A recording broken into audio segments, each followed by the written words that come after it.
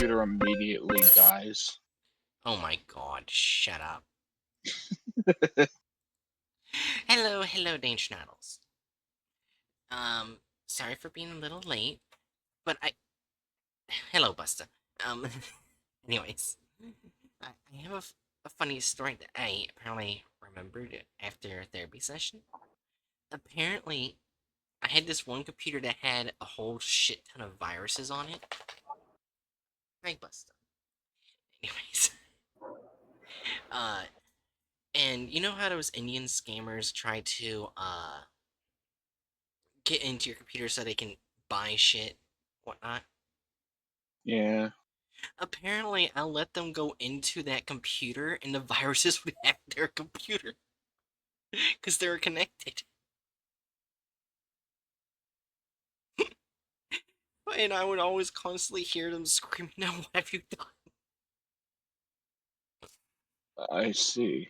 I think my favorite one was I had this. I don't remember its name, but it's a very notorious virus where it shows like a picture of a smiley face and it says "ha ha ha, you're an idiot," like it sings it like the entire time your computer's infected.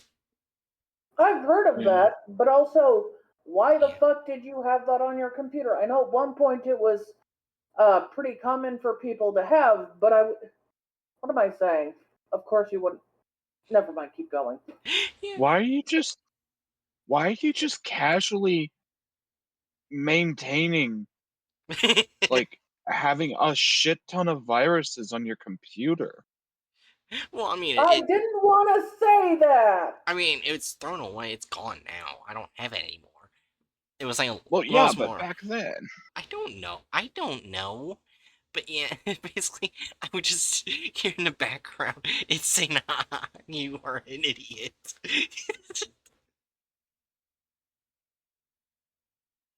Well, the virus wasn't wrong. Yeah.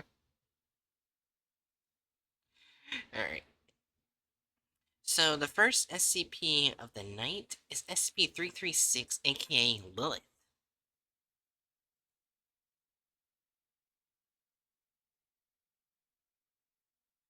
Why are you just staring at me, Busta?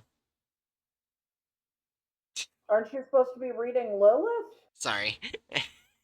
Anyways, item SCP-336, object class Euclid. Special containment procedures. SCP-336 is to be provided living quarters 6 meters by 6 meters in size. Maintained regularly. Its maintenance is, as well as all other tasks requiring direct contact with 336 are to be carried out exclusively by female personnel. 336 may make requests for furnishings or items, however, approval of these requests is contingent on 336 cooperation with personnel and subject to project head researcher's approval. Requests for access to anomalous or dangerous items are to be denied. A voice modulator device fitted over 336's mouth is to be checked and maintained by level 0 personnel weekly. The modulator may be unlocked with a 6-digit combination provided to personnel level 2 and higher for purpose of testing 336. In the event of the device's failure or unintended deactivation, local lockdown procedures are to be respected until 336 has been isolated. Description: 336 appears to be a pale-skinned human female or of otherwise Arabic or Middle Eastern descent in the late 20s. 336 is 1.73 meters, aka 5 feet 8 inches in height, and weighs 600 kilograms or 150 pounds. As of its last physical, subject requires no sleeps or sustenance. It does not appear to be affected by aging or sickness of any nature. The object is anatomically human, with the exception of dermal irregularities along the thighs and calves, which appear structurally similar to reptilian scales. 336 behaves impassively and detached with regards to human beings and demonstrates highly introverted behavior. The subject is highly intelligent and analytical, having scored in the 95th percentile or above in most intelligence tests. A noticeable improvement in attitude is observed when 336 uses a mirror, as the subject has been noted to be highly narcissistic and has a tendency to spend long periods of time admiring its reflection.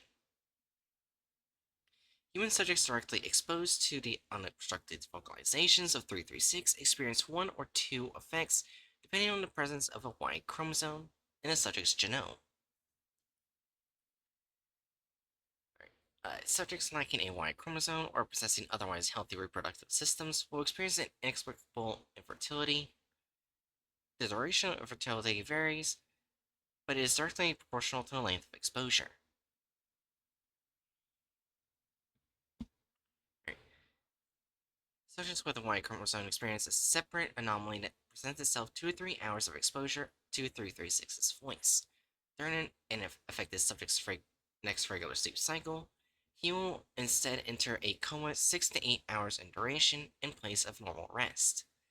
Over the course of its coma, approximately 100 grams of non-essential tissue, typically from the subject's ribcage, will separate from the subject, seamlessly and inexplicably increase in mass, transforming into a full-grown instance. What the fuck? What? My What's my up? my cursor lagged for a second, like I couldn't move it. What? Okay, Oh. what happened? Oh, hi, random person. Okay. Will separate from the subject seriously and inexplicably increase in mass, transforming into a full-grown instance of -1 before the subject awakens. Instances of -1 are various adult female organisms formed from desperate, des, Desperate. desperate Desperate. uh, anatomical elements selected seemingly at random from two or more genetically unrelated vertebrates. 90% of the species incorporate elements from two or more of the following species: Homo sapiens, Equilia fasciata, Benelli's eagle, Vipera amodites, sand viper, Panthera leopersica, Asiatic lion, Bos Frimagenus, Aurochs extinct, Equus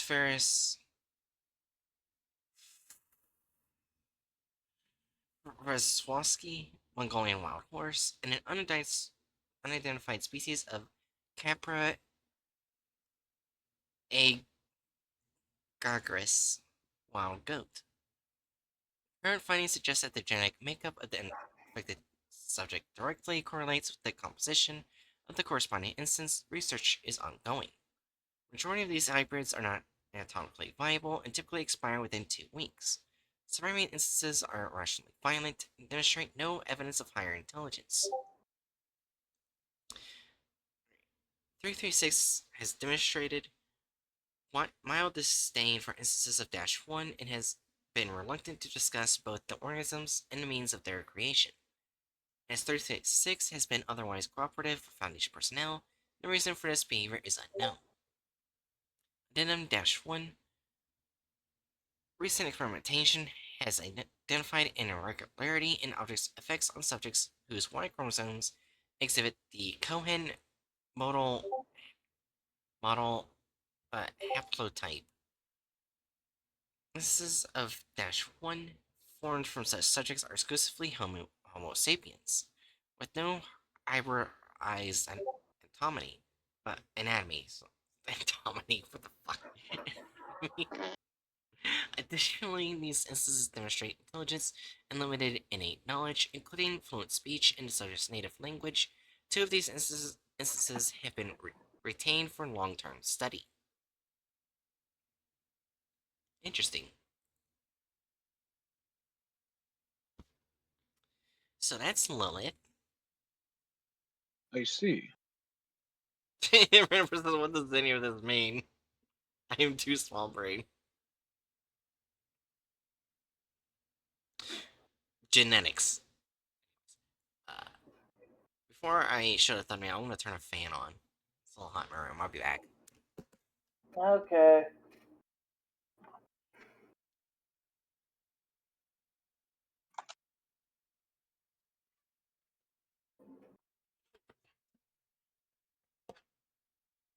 And I'm back.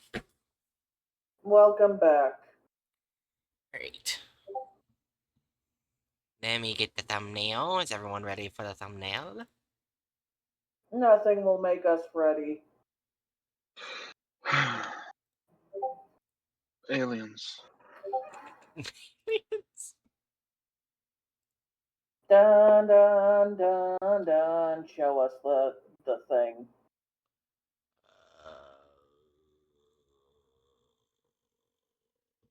Where? Why?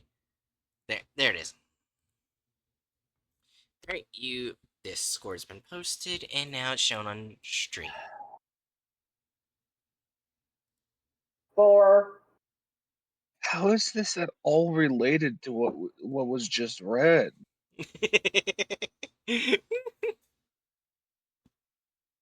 Well, she's loosely based off of the demon Lilith, I'm assuming, who is based off of demons called Lilitu, who is based off of an older demon who is probably based off something else. So obviously she must have horns. Yeah. I mean, she doesn't, but Also, wasn't Lilith one of the first humans? in one version of her, yes. In one Okay. version of Lilith, the one that's connected to the Bible, is that she was Adam's first wife, born to basically be on the even, like the same power as him. And he didn't like her because she liked topping. And he thought he should be the boss of the bedroom. And so she was basically tossed aside and punished because I guess Adam would not, you know, like her. It's Yeah. stupid. Yeah, it And is. then Eve was made to be the submissive. So Adam and Eve. Hmm. So yeah, the 4. It's like that story as them trying to make Genesis more sexist. Alright, so the author is unknown because there's no X thing right here. Not X, I thing that tells us the author. So. No, there is a tag that says co-authored, but there's no That means author. multiple people authored it. Yeah.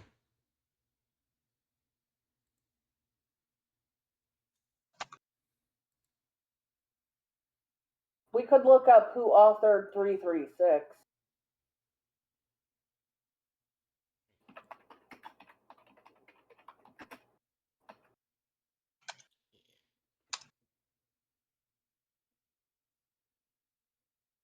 It was originally authored by Dr. Kondricki, but was rewritten by Luminancer, and Communism Will Win. Yeah.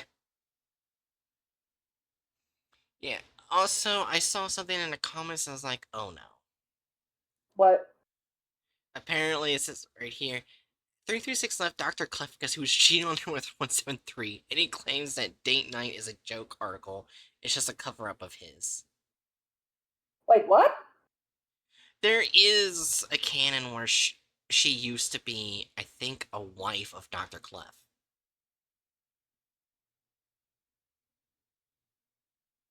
Oh. Okay. I swear if they show this I didn't need the information that Dr. Clef was once Adam, but anyways, somehow that fits Clef. Also, apparently she hates Clef, so. Oh yeah. Yeah, no, she definitely hates Clef now. Because she was actually, if I remember correctly, she was one of the people that stopped Clef from trying to kill the Wish Child in a canon. I'm not sure, saying all canons, but in one, she was one of the people that tried to stop him. Yeah. This information is mentioned in. Let me paste you fucking. There we go. In this link, It is in the trivia section. Nice. Anyways, we ready? Yeah. But yes, if I could find it this fast and easy, then I'm positive they could also find it fast and easy. It wasn't even 10 seconds. I was just having a magical time with copy and paste. Alright. In 3, 2, 1. Special Agent Jackson was sitting at his desk. It was the end of a particularly difficult day. He was looking forward to finishing his day's work and heading home. His What? 2-week vacation was starting the following day, and he was keen to get his desk cleared so he could relax Well, and enjoy okay, his trip to the back up. countryside. Okay, back up a wee bit. I'm still startled by how unrealistic they had that hand move. Look at this man. Look at his neck. He like his head barely transitions off of his neck. It's just like one long appendage, like he's a snake. It's okay, he can be ripped. He has a Roblox body. Roblox, you say? Yeah. Oh yeah, it sounded like you said Roblox. I was like, what the fuck is that? But let's keep going. Speaking is twice the size of his index finger. Yeah. Oh, I hate that. His hands look like how I tried to draw fucking turkeys when I was It's in okay, he first has grade. 2 left hands. He doesn't need a right hand, he just has 2 left hands.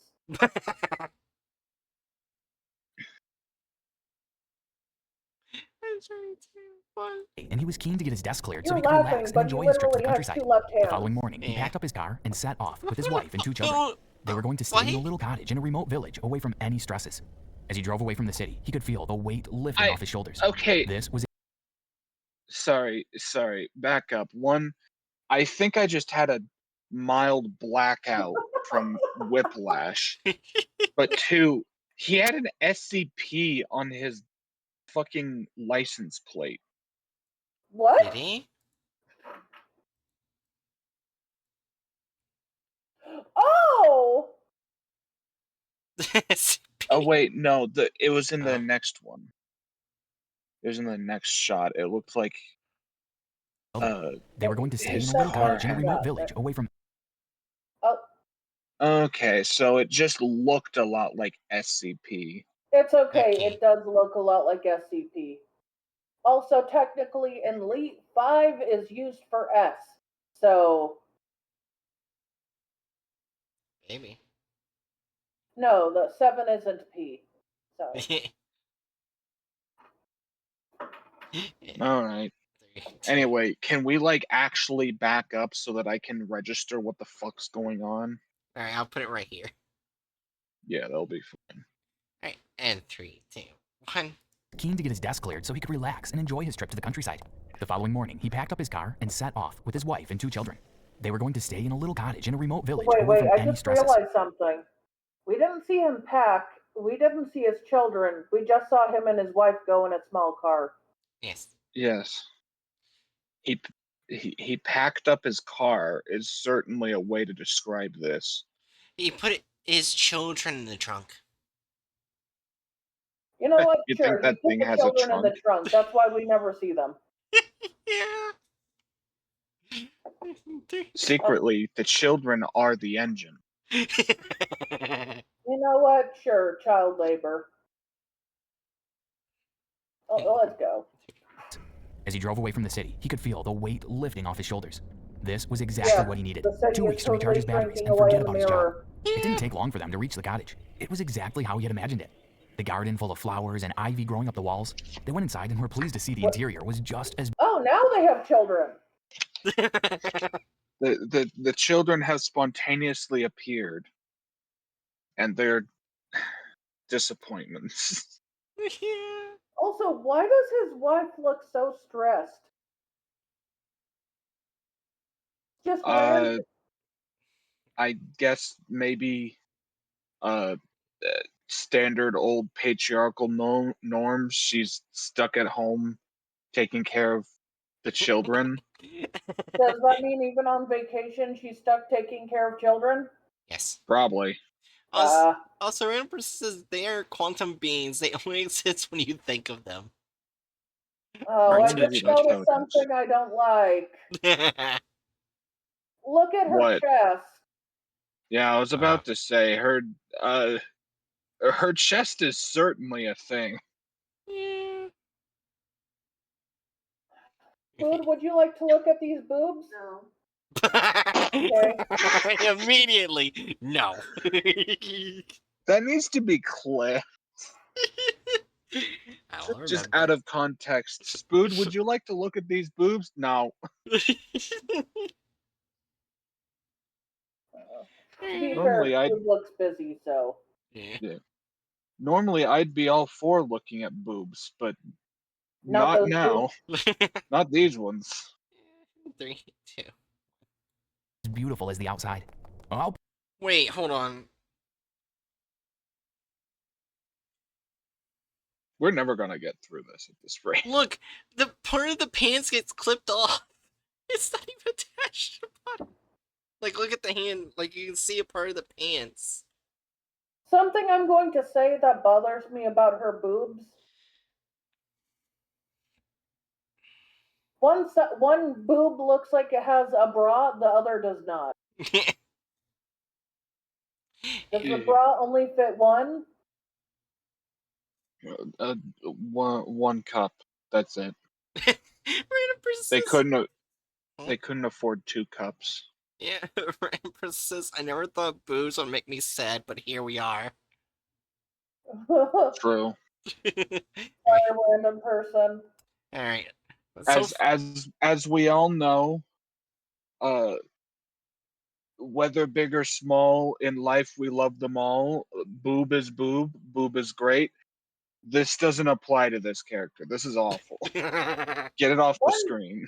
One boob is so saggy that I would have to assume they haven't worn a bra on that boob for a long time, because the smaller the boob, the harder it is to get it to sag. My God. I guess maybe the only feasible explanation I can think of, for how the chest could look like this, is a botched mastectomy. Fair enough. But anyway, Anyways, on to the actual video at hand here. I'll yeah, pop we're down to the just corner gonna shop sit to pick here criticizing this for forever if we don't rein it in. That's fair. up some supplies while you and the kids unpack. Agent Jackson jumped into his car and drove the short distance back to the village. He parked the car and went to the little store. Wait, so After paying for his she's groceries, watching he was the kids while he does the thing? Yes. I guess. about to get straight back into the car when he suddenly decided he would explore the village for a while. As he wandered the narrow my streets, God. he felt his heart singing with joy. It felt good not to be thinking about work. He passed by a little pub and a butcher shop, people smiling at him as he went. He had just walked past a little flower shop when something made him stop. He had no idea why, but he suddenly had an urge to go back to the shop. He never usually bought his wife flowers, but for some reason, he decided to go in. As he entered the shop, a little bell tinkled. The smell of roses and poppies hit him as soon as he went in. The owner of the shop turned to greet him. She was Why a tall, doesn't he slender, pale... buy his wife flowers? I don't know. I mean, think- that could just be like a personal circumstance thing. Yeah. There. He doesn't usually. Is this supposed to be 336? Yes, because pale and Middle Eastern means you have gray skin. Well, There we don't know that this is supposed to be her yet. Well, so far, this is Roger from American's Dad's daughter. They have the same skin color. I'm sorry. Oh no, I just noticed one of her boobs are round and the other is sharp. Oh my God.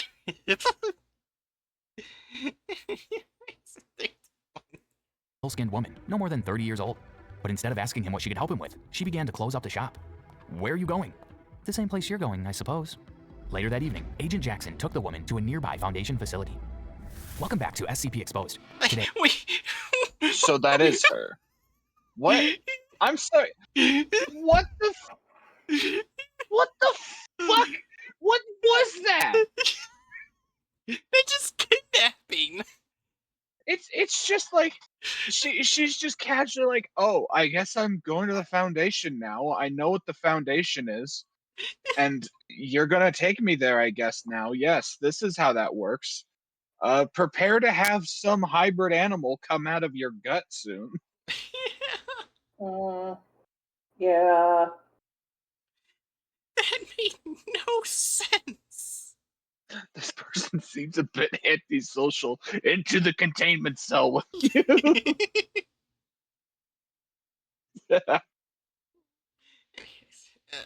Anyways, in 3, 2, 1. Today, we bring you the Euclid class subject, SCP-336. But before I go on, don't forget to subscribe to our channel so you won't miss out on Go any fuck SCP yourself. stories. I SCP-336 wonder appears to if be a it pale was skin. edited at some point.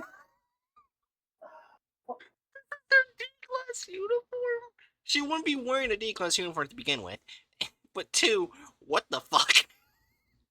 As we all know, in the Foundation, if you're a whammon and you're a D class, you're mandated to wear fucking hot pants. Yeah.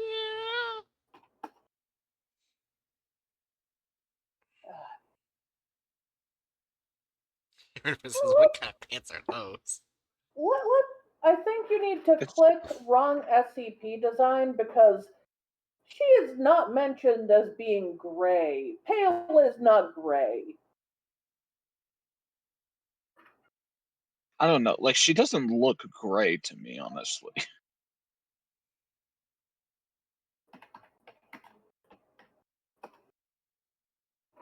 It's 3, 2, 1. And human female of otherwise Arabic or Middle Eastern descent in her late 20s. She is 1.73 meters in height and weighs 68 kilograms as of her last physical.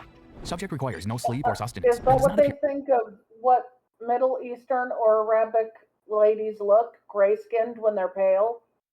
Yes. I guess. Yep. Okay. To be affected by aging or sickness of any nature. The object is anatomically human with the exception of dermal irregularities along the thighs and calves, which appear. It's like they're trying to fucking exploit sex appeal, but because their drawing is so bad, it just feels raw. Yeah. It looks like her leg is half human, half chicken leg. It probably doesn't help that chicken legs are actually scaly. Yeah. So the shape and the scales that she is supposed to have the scales, but the shape and the scales are making her legs look kind of chicken-like. Yeah. But you see, here's the thing. I am a Monster Girl connoisseur of sorts. Oh my I god. can get behind, you know, all sorts of different parts being on characters and them still being hot. The problem here is that it's just so distracting how botched the art is that I can't muster attraction. I'm too busy being angry to be attracted. Do you have Bad Women's Anatomy on your bingo, Bright? That's a good one to add. Got wrong anatomy. Fair enough. That'll do. That'll do, donkey. That'll do. 3, 2, 1. Appear structurally similar to reptilian scales. SCP-336 is to be provided with living quarters 6 meters by 6 meters in size, maintained regularly. This maintenance, as well as all other tasks requiring direct contact with SCP-336, are to be carried out exclusively by female personnel. She may make requests for furnishings or items. Approval of these requests is contingent on her cooperation with personnel, and subject to the project's head researcher's approval. Requests for access to anomalous or dangerous items. Did they just hold flowers out to her? I guess she just really wanted this botched bundle of flowers. Yes. Oh no, they gave her the wife's boobs. Yes. How many times is booze gonna be mentioned in this video? Well, they didn't even give her her own boobs. They literally took the wife's boobs and swapped the colors.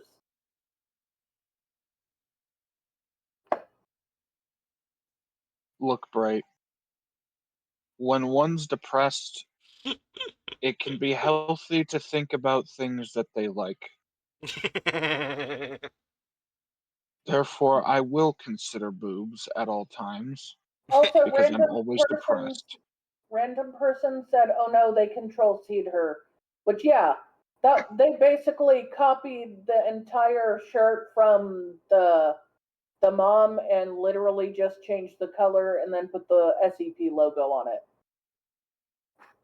Good That for them. is They're such incredible artists. that is I'm so thrilled. sarcasm. I'm so thrilled to be viewing this artistry unfold in front of me. Oh, by You the know way, what? It'll hurt less if we think of it like abstract art. yeah. Also, don't forget we're getting closer to 999. Uh, I'm less concerned with that because then they won't be failing to try to make a character sexy. I severely hope. they will not try to make a child sexy. Technically, a baby. They Yeah. will not try to make a baby sexy. I hope. Are to be denied. Bouquets of poppy and white roses are to be provided and replaced as needed, with the current rate of decay requiring replacement once every 3 months. A single mirror treated with AgNO3 is to be provided and similarly maintained. A voice modulator device fitted over SCP-336's mouth is to be checked and maintained by Level 0 personnel weekly. The modulator may be unlocked with a 6-digit combination provided to personnel Level 2 and higher for the purpose of testing SCP-336. In the event of the device's failure or unintended deactivation, local lockdown procedures are to be respected until SCP-336 has been isolated. SCP-336, preferring to be known as Lilith, behaves impassively and is detached with regards to human beings and demonstrates highly introverted behavior, normally preferring privacy to interaction amongst Foundation staff. The subject is highly intelligent and coldly analytical, having scored in the 95th percentile or above in most intelligence tests. SCP-336 is capable of influencing sentient thought through verbal suggestion and is able to manipulate a subject's actions in all cases that do not conflict with self-preservation. This effect is psychic in nature, as it has been seen to affect the deaf no differently. In compliance with the Foundation's Wait, was wishes, this SCP-336 No. was that in the article? Do we need to do the way back?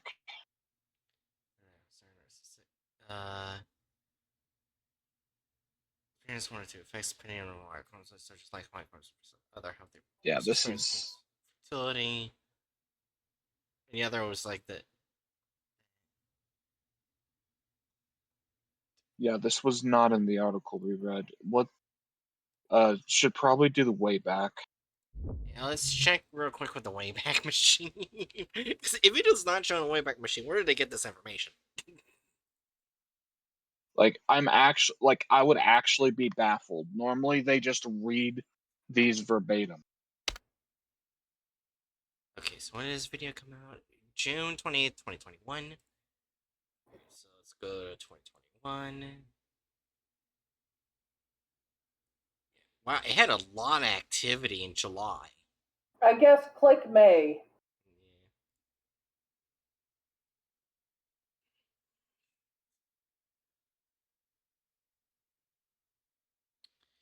Alright, sound like it's the same thing. Just less information. Yeah, otherwise for sale there infertility. Yeah, they just made it up. So they just added their own shit for no reason. Here, scroll up a wee bit. Oh, I want to go back a further date. Just one day. See if it changed at all. If it'll load. Oh yeah, random person said someone put anime on to counteract this monstrosity. I fear the 999 video. I'm still waiting. There it goes. And yeah, no. Yeah, no, that's just where did they get this information? I don't know. They just made up their own information. This is just out of character for this farm. Added unneeded plot? Yeah, I guess.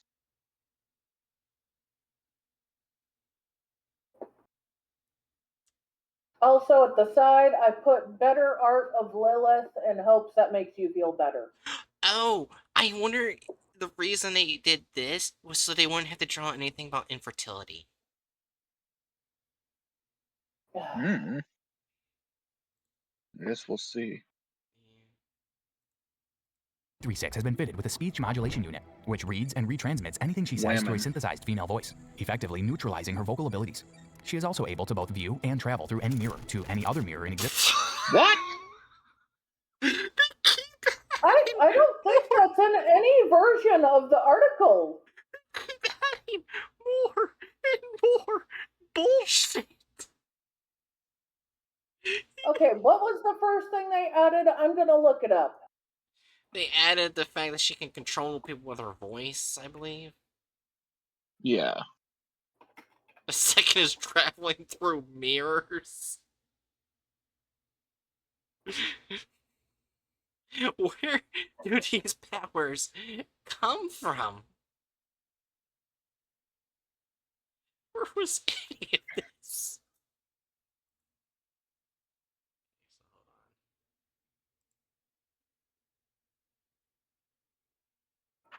I'm just looking at the at one of the wiki things that people tend to make when they're fans of the SCP Foundation that helps us find where information is. Yeah.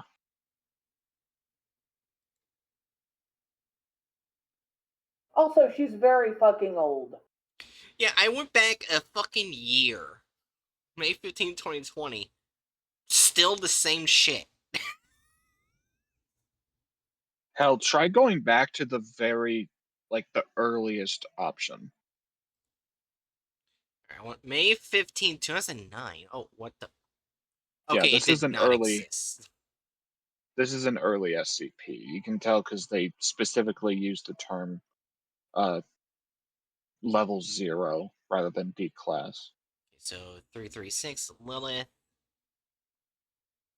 Oh, here we go. Oh, what the fuck? Okay, this is new. Okay, so 36 known as Lilith behaves in past attached amongst people in our way for privacy and interaction. How many times called analytical has private song? Blah blah. I already knew this. Oh. It's capable of influencing sentient thought through verbal suggestions, able to manipulate such as acts in case they do not conflict with self-preservation. The effect is Yeah, second. Okay, yeah, so suggestions they're. aren't mind control though.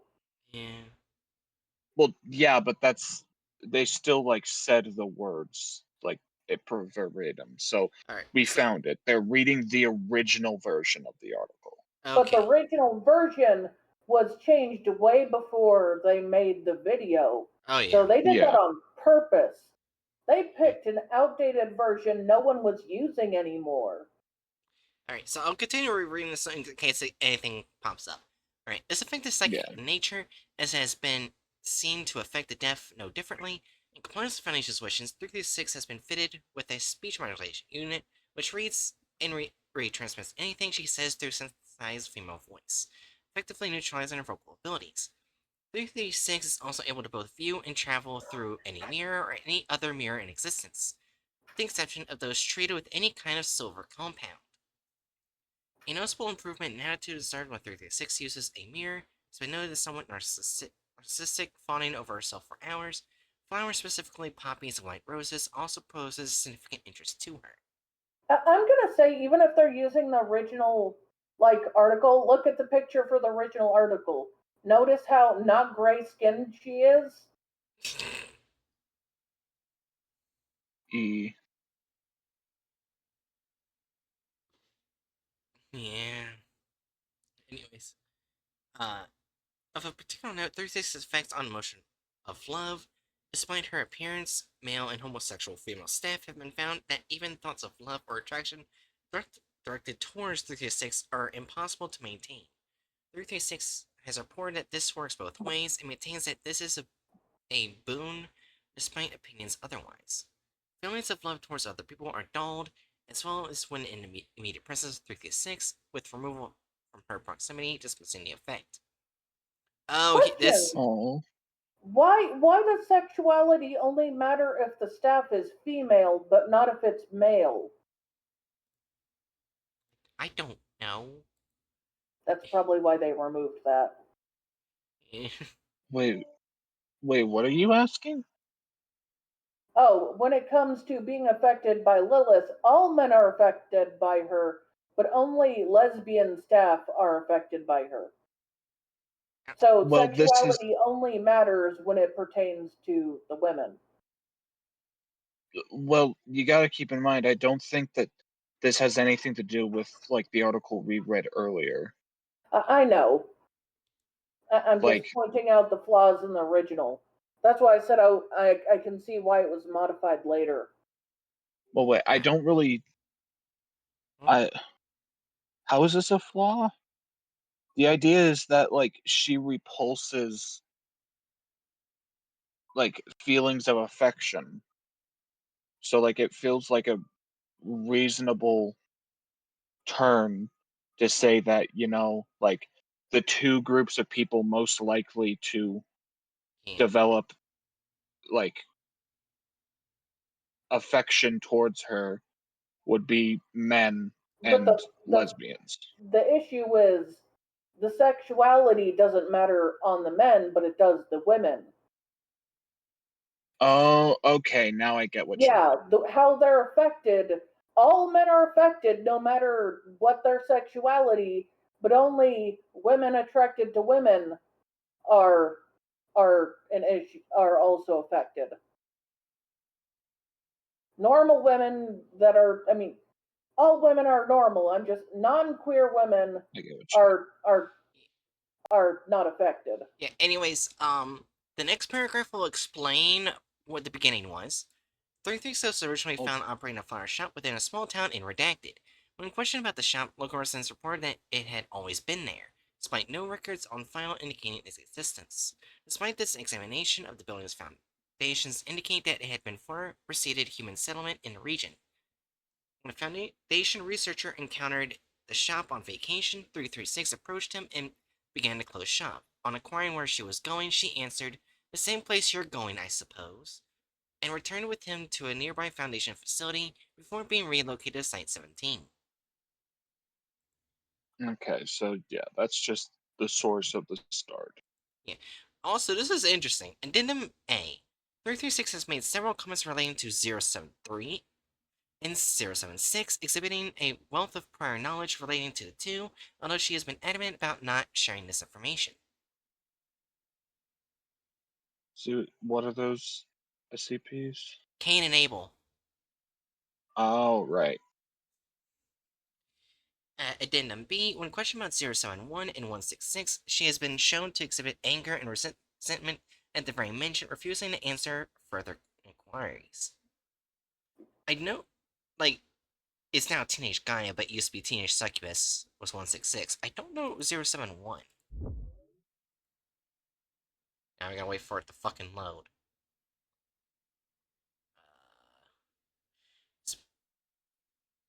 New Age succubus. Oh. So they're both So she succubi. hates the so she hates the succubi. Yeah. Rude. Is a presumably human neuter.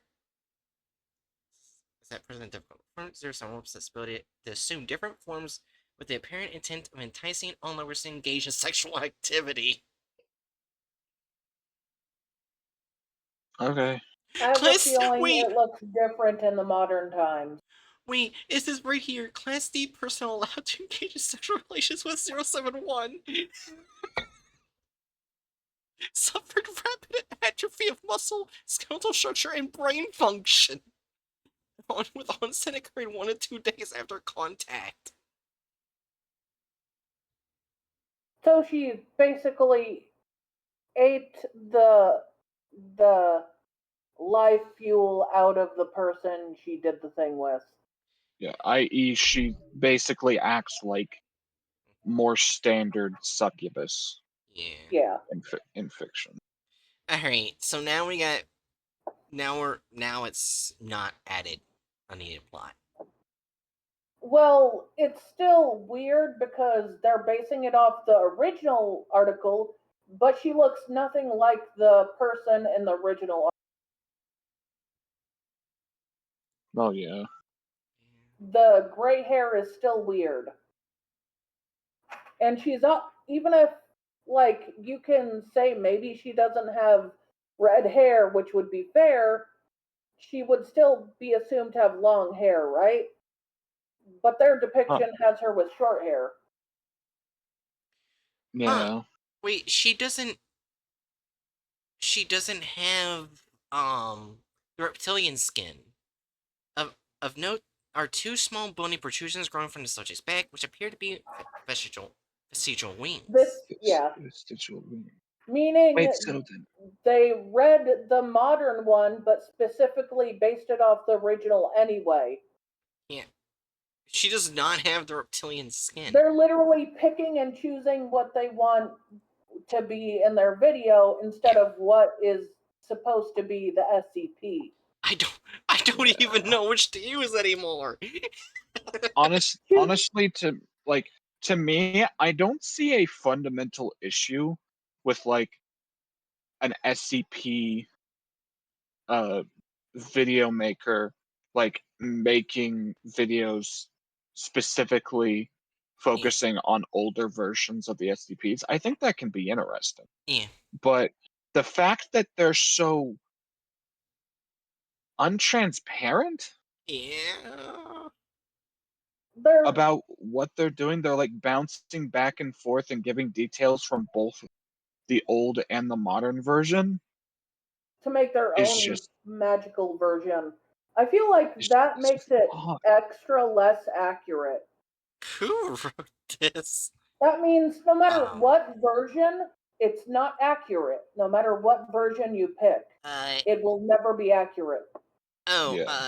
Random person. It was originally written by Dr. Kondraki. I think. But it was later edited by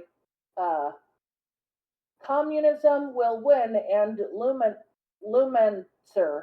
So Lumenser and Communism Will Win could be considered the current authors. Not the SCP, the video. We don't know. Oh. So yeah, they're bouncing back and forth between the version written by Dr. Kondraki and the version made by Lumenser and Communism Will Win. And I think that is quite insulting. I feel like Communism Will Win is such a phenomenal, like almost troll name to have. Yeah. Just because no matter who you are, to properly refer to them, you end up constantly saying that statement, and I find it very funny. Yeah. Oh, I forgot to mention something. You know that the thing that was in SCP-5000 that has no name and we don't know what it is? Yeah. In a couple canons, it was actually given a name. And its name is It. Well, okay. I hereby dub them Tit. Oh my god. But yeah, so I feel like clicking like added things is still appropriate for the bingo card because no matter what version you're following, they added things. Yeah. That's fair. All right. And 3. By combining both timelines, you end up representing something that doesn't fit either. Yeah. All right. In 3, 2, 1. Existence, with the exception of those treated with any kind of silver compound. A noticeable improvement in attitude is observed when SCP-336 uses a mirror, as the subject has been noted to be highly narcissistic, and has a tendency to spend long periods of time admiring. Where she has gray skin and short hair. She always seems to have long hair. Yep. And I think I know why. In older times, women with long hair were seen as more attractive as it was seen as a sign of good health and prosperity. Nice. But, okay. Yeah, anyways. So I'm saying she's old. Ah. and it's an old beauty standard Gotcha. that has like basically survived who knows how many civilizations. Yeah. 3, 2, 1. Her reflection. Human subjects directly exposed to the unobstructed vocalizations of SCP-336 experience one of two effects, depending on the presence of a Y chromosome in the subject's genome. Oh my gosh, Subjects it's going to lacking the a new Y one. chromosome and possessing It's other going to the new They really are just combining them both. Yeah. This is the first time it's ever happened in any of the content farms. Also, what the gonna- what? Let's just back up. What the fuck is happening on the screen right now? Well, you see, the first black woman that pops up in the video, and her reproductive system is being destroyed. Yes. Oh boy, does that leave a bad taste in the mouth. Yeah. Yeah. They just take one. Besides that, all I see here is some disaster lesbians like wet dream. Well, yes, that would probably be. This does look kind of like the wet dream of many lesbians, Yeah. and this is definitely popular in areas. Yeah. Also, I was thinking it kind of looks like she's using the Force. I was suggesting she looks like a dom. You see, as we all know, it is a classic Sith technique to use the Force to destroy the ovary. This is stupid.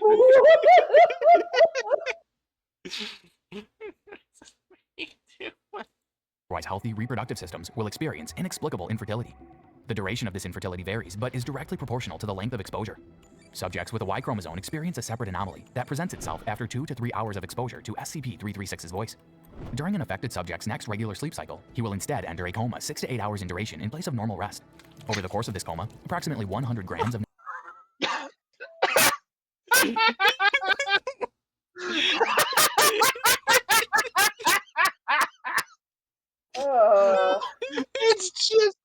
It's just part of his shirt. I was not ready for this.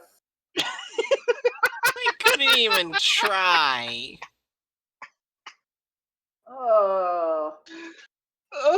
It'd be so easy to just like I'd be fine with it if you just depicted it as his skin tone and this weird thing coming out of him. Like, we don't need to see the blood, we don't need to see the clothes tearing.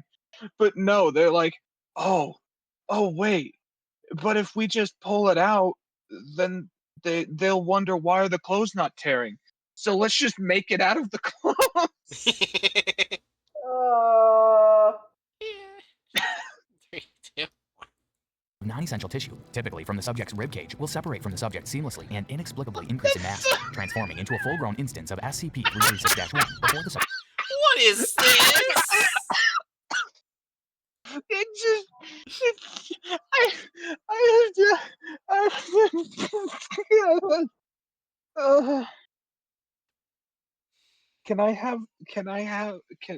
Can we keep the bird goat thing? I want it as a pet. No. This is the best thing that's come out of this content farm. This image. I love the bird goat thing. We stand botched chimera. Oh my gosh. Look at him. He's so wholesome. He's so pure. He doesn't deserve to be associated with this bullshit. Random person. I need alcohol. I can't handle this sober.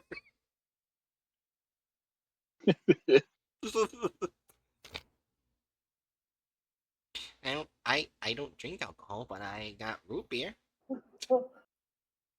I shall dub this little blorpo Bumbaluk. I need Yeah. tea. Let's keep going before I retreat.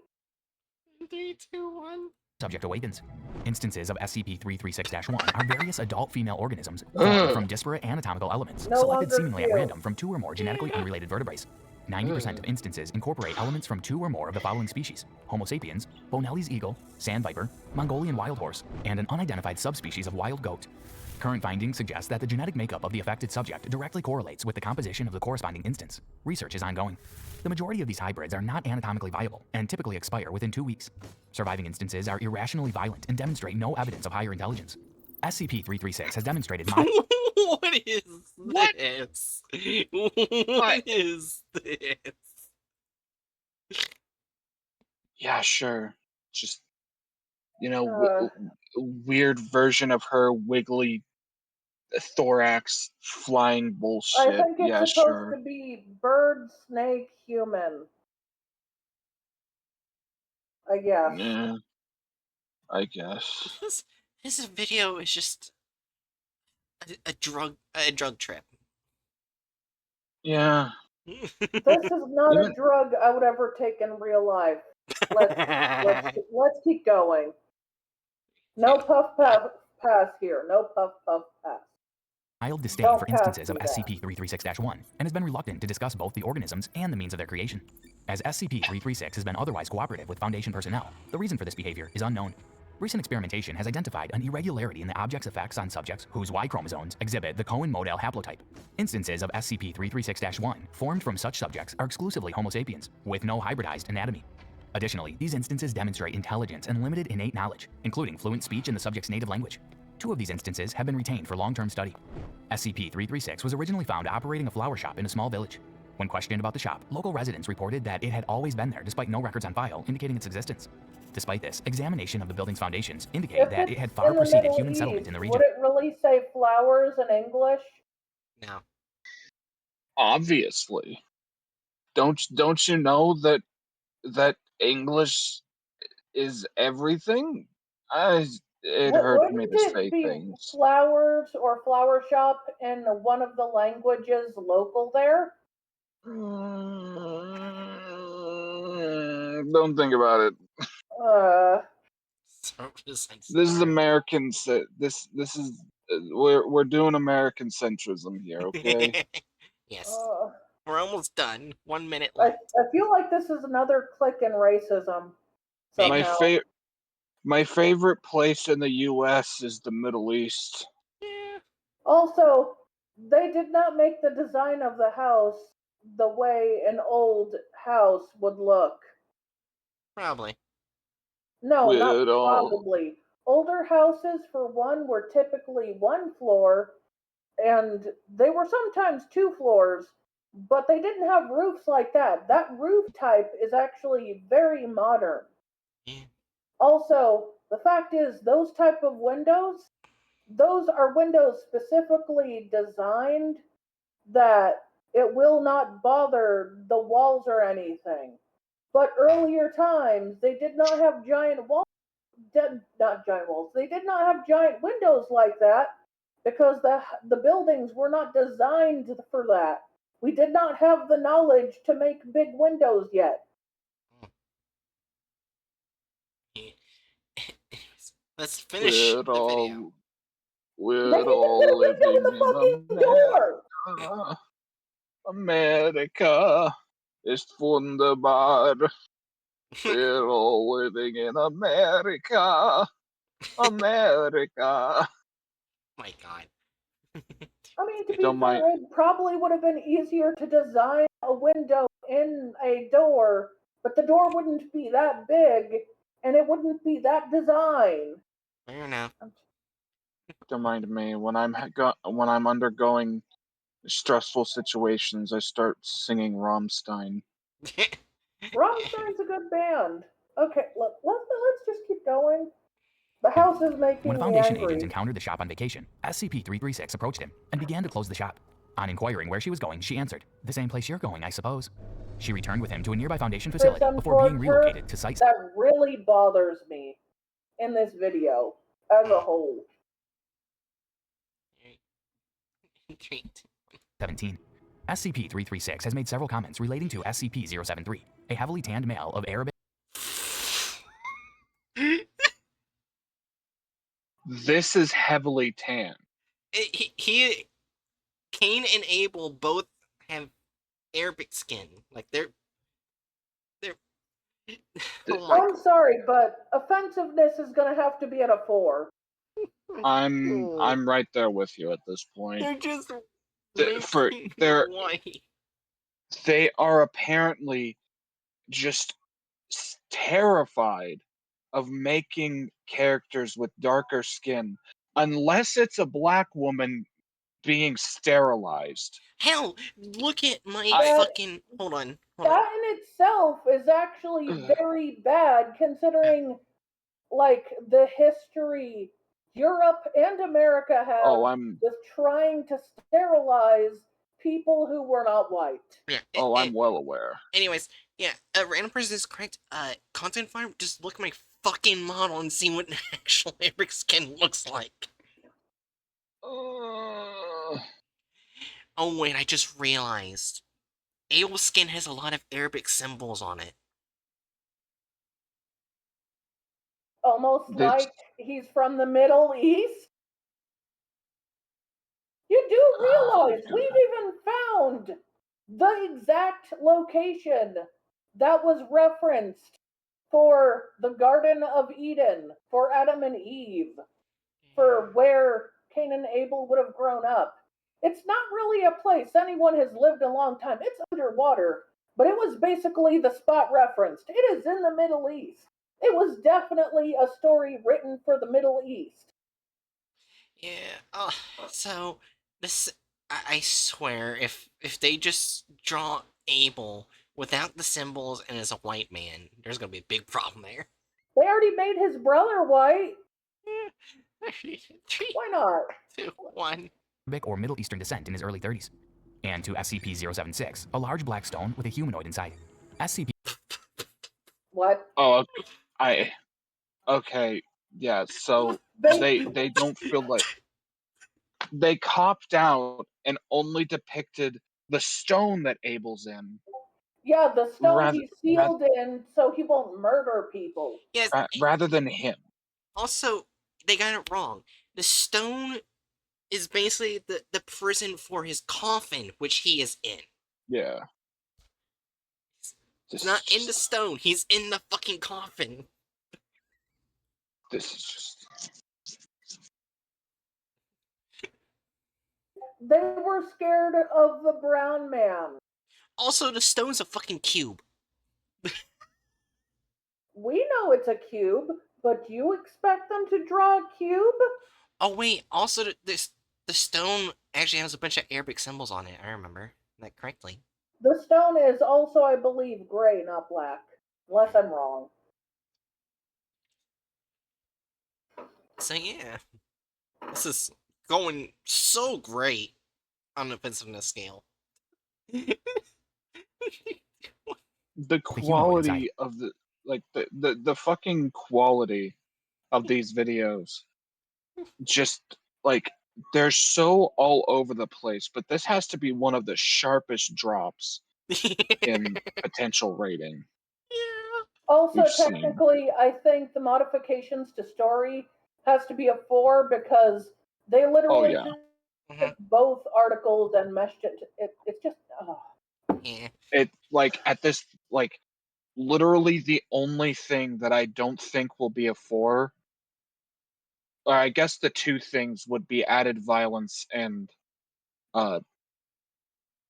Yeah. altered characters and license. yeah, but that's still getting like 1 or 2 points each because they didn't list any of the authors, did they?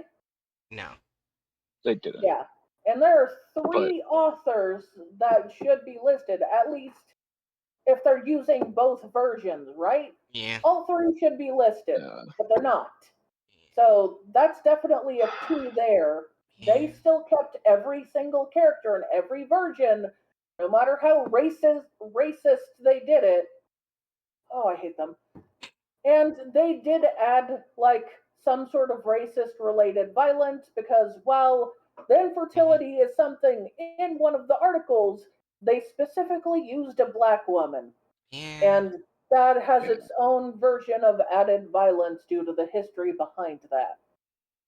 That's a fair assessment. Yeah. Wait, Technically, we've still got a little more, so let's just finish are this they gonna off. show 071166? Oh, please tell me the updated version. Oh, please, please. In 3, 2, 1. SCP-336 exhibits a wealth of prior knowledge relating to the two, although she has been adamant about not sharing this information.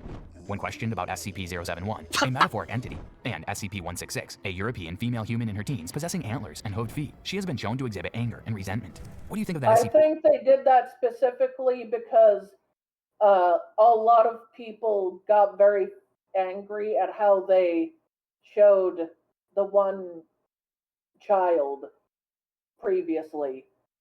Because that was way more accurate than the video on that SCP that they made. Yeah.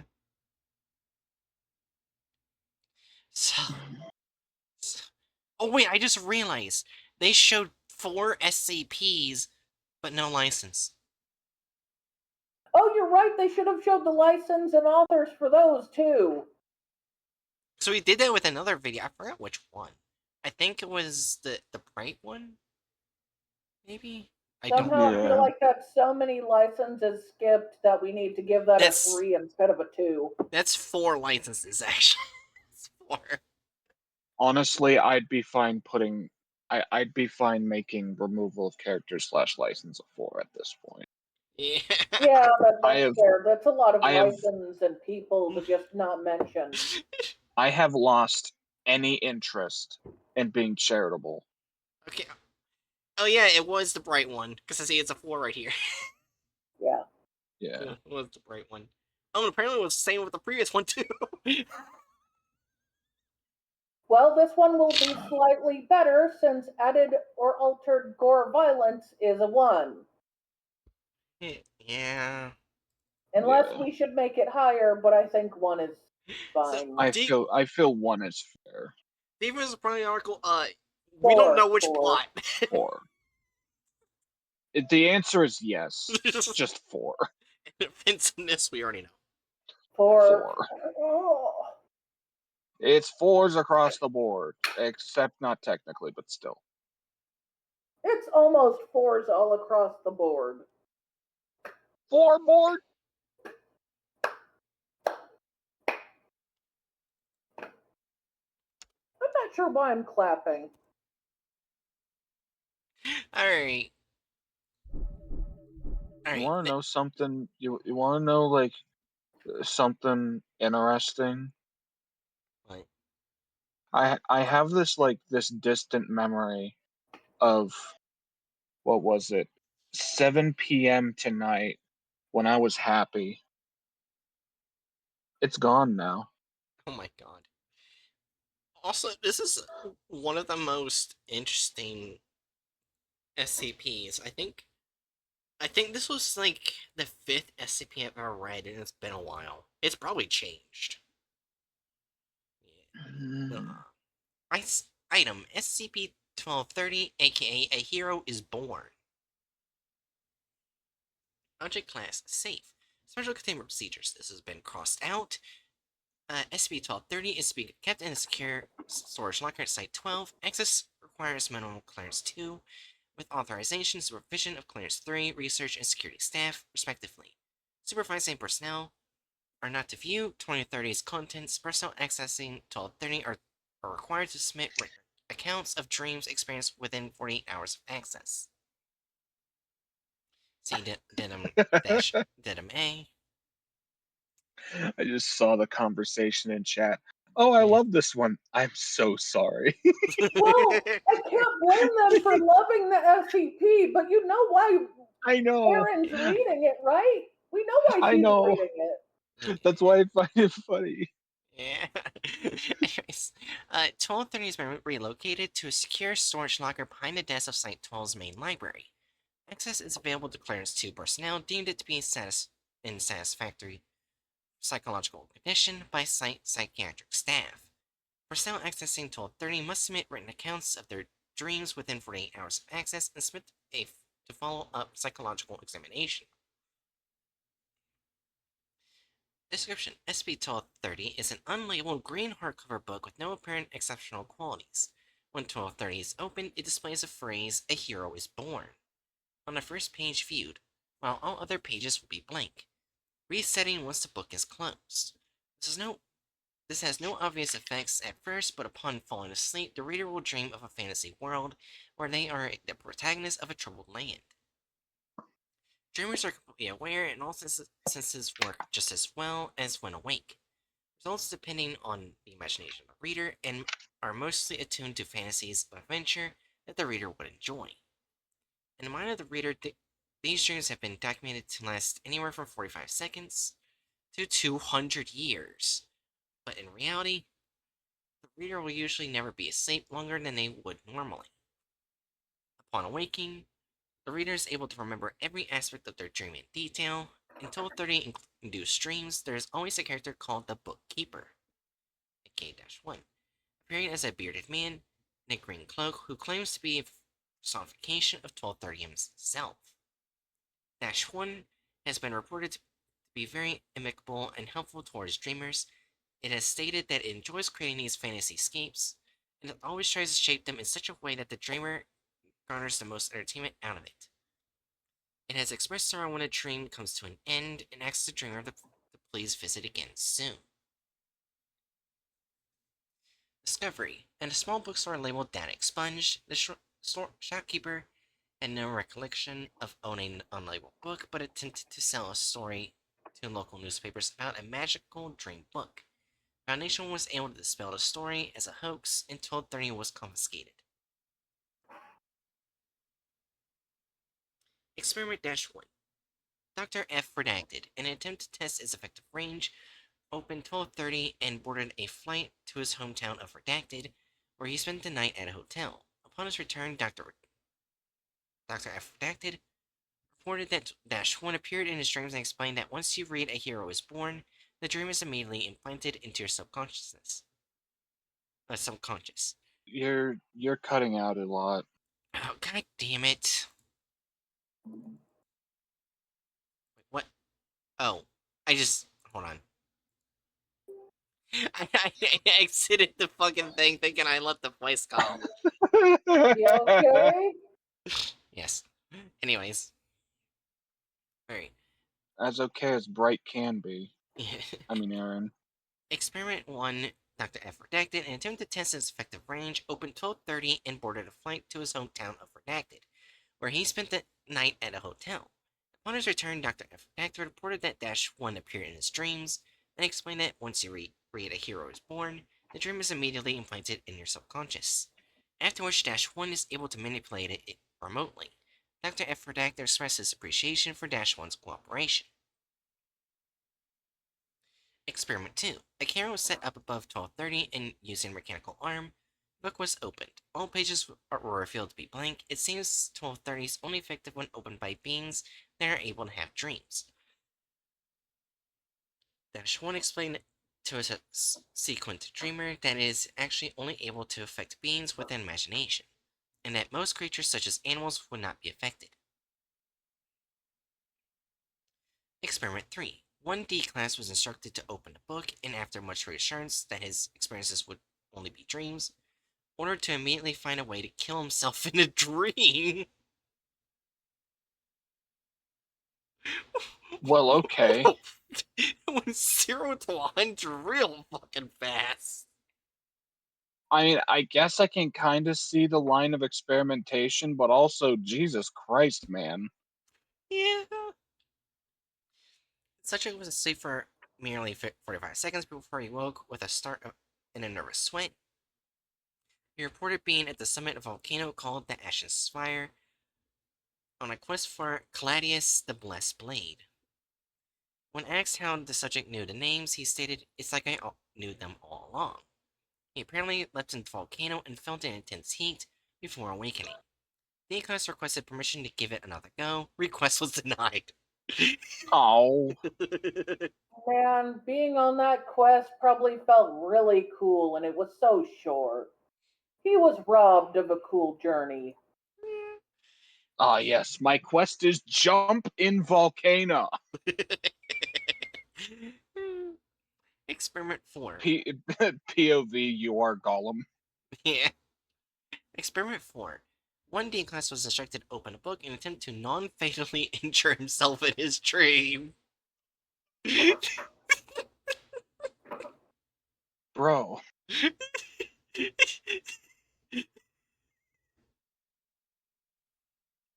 After 6 hours, the D class awoke and reported that he was able to feel a numbed sort of pain, where it was never so intense as to be unbearable. He also reported meeting an elderly cloaked man who asked him why he was harming himself, but thanked him for not immediately killing himself, like that other rude fellow. Oh. Oh, Oh. he obviously doesn't like watching people hurt or kill themselves. He just wants them to have fun. Yeah. Uh, Alright. Experiment 5. Professor Bitch. B. I mean, I see why you said bitch, but we cannot just add a name. Professor B. Anyways, Professor P filed a request for access at 12:30 and was quickly permitted. Given his level 4 clearance, staff members recalled that Professor B was almost visibly shaking with excitement, and some reported Professor B was an avid fan of tabletop and role-playing games. Oh. Surveillance shows that Professor B opened the book and read the phrase, sat down beside the desk, and promptly fell asleep. Staff members were alarmed when Professor B did not wake after 15 hours and alerted security. The on-site medical staff were able to confirm Professor B was still alive and in good health. After approximately 24 hours since falling asleep, Professor B began to move, reported to have slowly raised his head and looked around the room, appearing deeply confused. Security entered the room to ensure he was all right, to which he replied, "Where am I?" He was sent to medical, where staff explained where and who he was. Several minutes later, Professor B appeared to regain his memory and excused himself to the restroom. With a ding. When 15 Oh, that minutes... came through. Yeah. When 15 minutes passed and Professor B had not exited, a nurse entered to find he had hanged himself with his belt. A scribbled message on the wall revealed his last words: "I can't go back to this." Dr. F went to ask -1 what had happened, but upon opening 12:30, all its pages were soaking wet with the same message on every page. "I'm so sorry. I never intended for this to happen. I just want to make people happy." Repeated over and over. 12:30 remained. Oh. Oh. 12:30 remained in this state for 3 weeks, and its desk had to be wiped dry bi-weekly. In an attempt to communicate, Dr. F placed a sticky note inside 12:30 with a statement, "I'd like to talk to you if that's alright." Next morning, Dr. F filed a report about a dream he had concerning -1.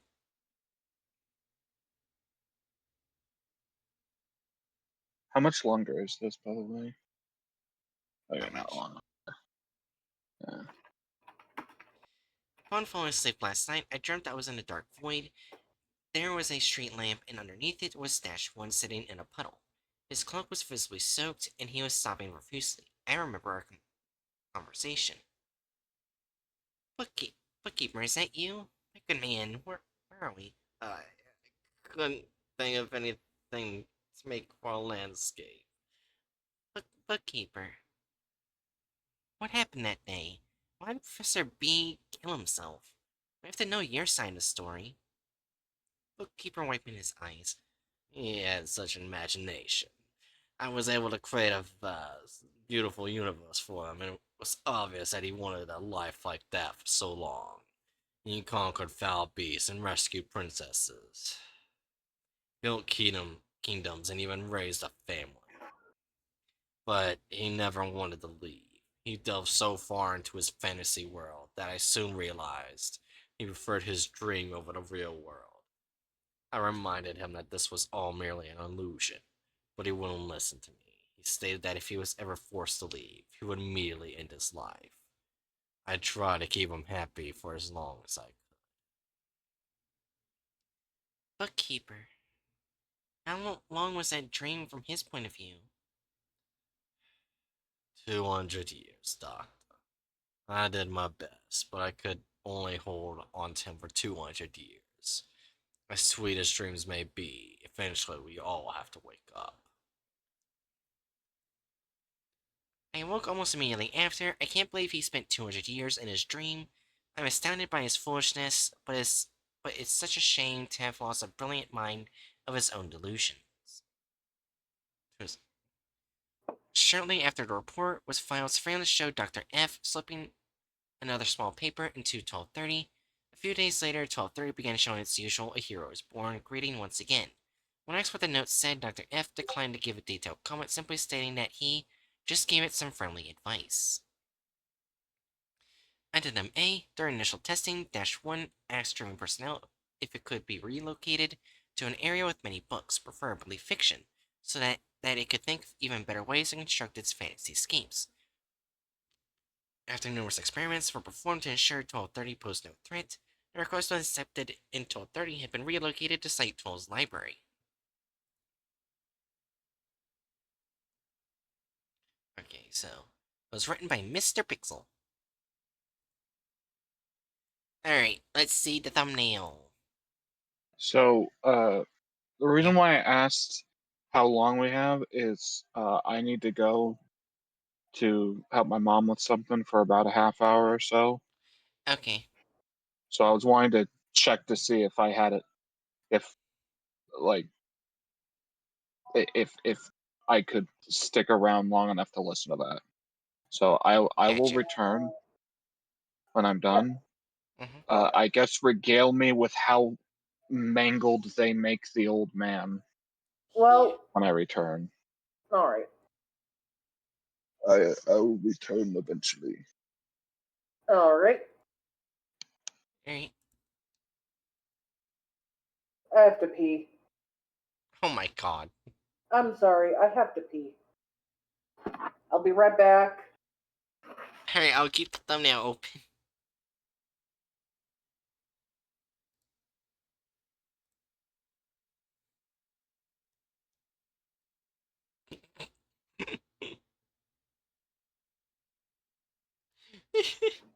I flop into the magma. If you were in this wholesome kind man, I will riot. Are you gonna riot, random person?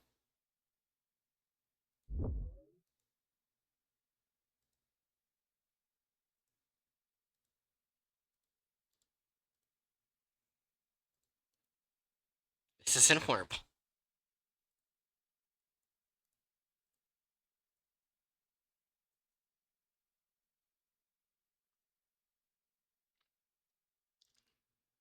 Not great, but not horrible. Yeah.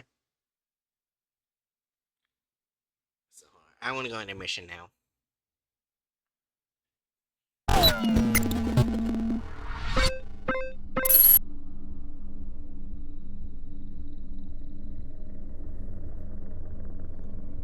Hey, you know what I should do? Hold on. So, SCPs. Just go to images.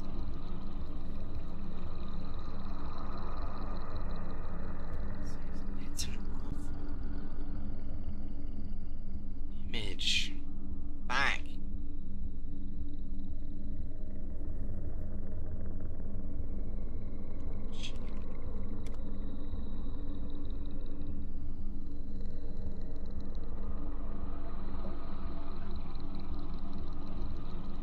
Well, it's the only picture I can rely on. Just save it. Get rid of this. Go here. Wait, no, not here. Go here. Here. Go to this image. Change it. Change it. Cool. Cool.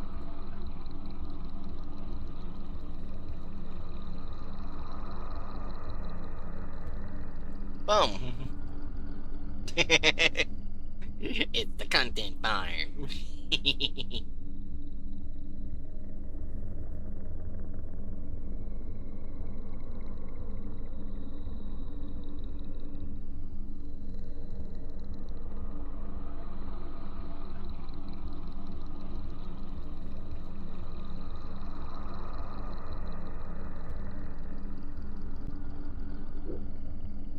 I'm back.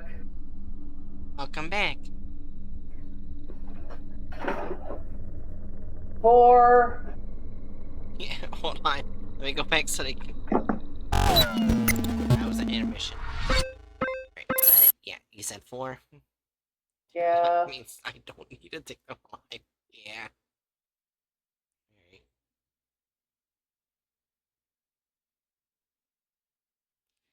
Because 1230 isn't a villain. Don't make him look like an evil person. The way he was described, he reminds me of the character at the end of time, especially with meeting the one character under the street lamp. Hey, 990? What? Oh, I thought you were referencing an SCP, because there's an SCP that goes that's underneath the bench and street No. lamp. Oh. When Dr. F asked to meet him, there Right. they found the SCP 1230 under a street lamp sitting in a puddle. Yeah.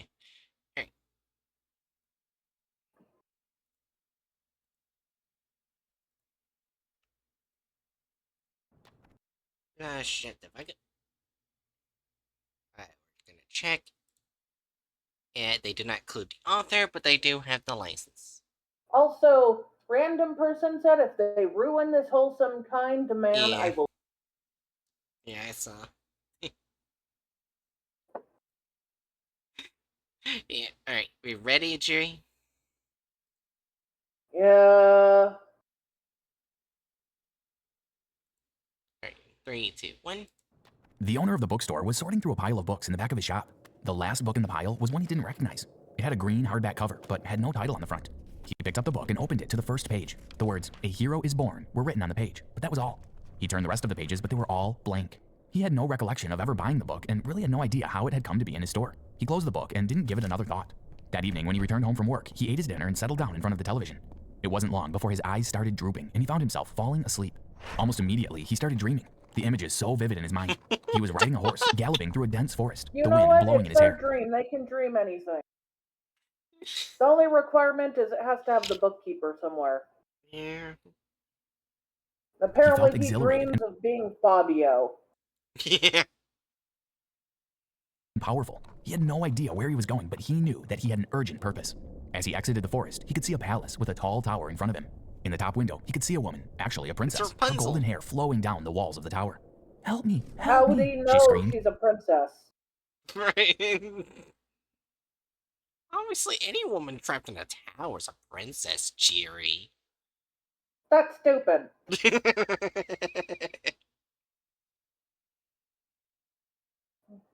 3, 2, 1. He knew immediately that he had to rescue her. He urged his horse forward and sped towards the tower. But just as he reached the gate at the grounds of the palace, 2 fire-breathing dragons jumped out in front of him. His horse reared up at the sight of them, and he nearly lost his seat. He took his sword and plunged it into the heart of each dragon, killing them instantly. Adrenaline surged through his body. He was invincible. "Help! Help! They're going to kill me!" He heard the voice of the princess crying out for help. He jumped off his horse and ran inside the palace. When he reached the top of the staircase, he saw 2 wolves standing outside the door of the princess's bedroom. They were snarling and growling, their huge teeth bared They viciously. look less He picked up a dangerous and more fat. Yeah. I'm sorry, those wolves look like they've eaten so many steaks that they might not be able to beat him. Yeah, also, nice glass sword. Oh, you're right. Okay, let's keep going. I mean, glass would be deadly if it's punctured into you, because of how No, I easily mean, it can I break. don't think it's supposed to be glass. I just think that's an Yeah. animation error. I know, but I'm just saying if it was a glass sword, it would be deadly, because you can easily break glass inside your body if it goes through. Well, there are things called that are ancient daggers and clubs that are ribbed with obsidian Yeah. for a reason. Mm-hmm.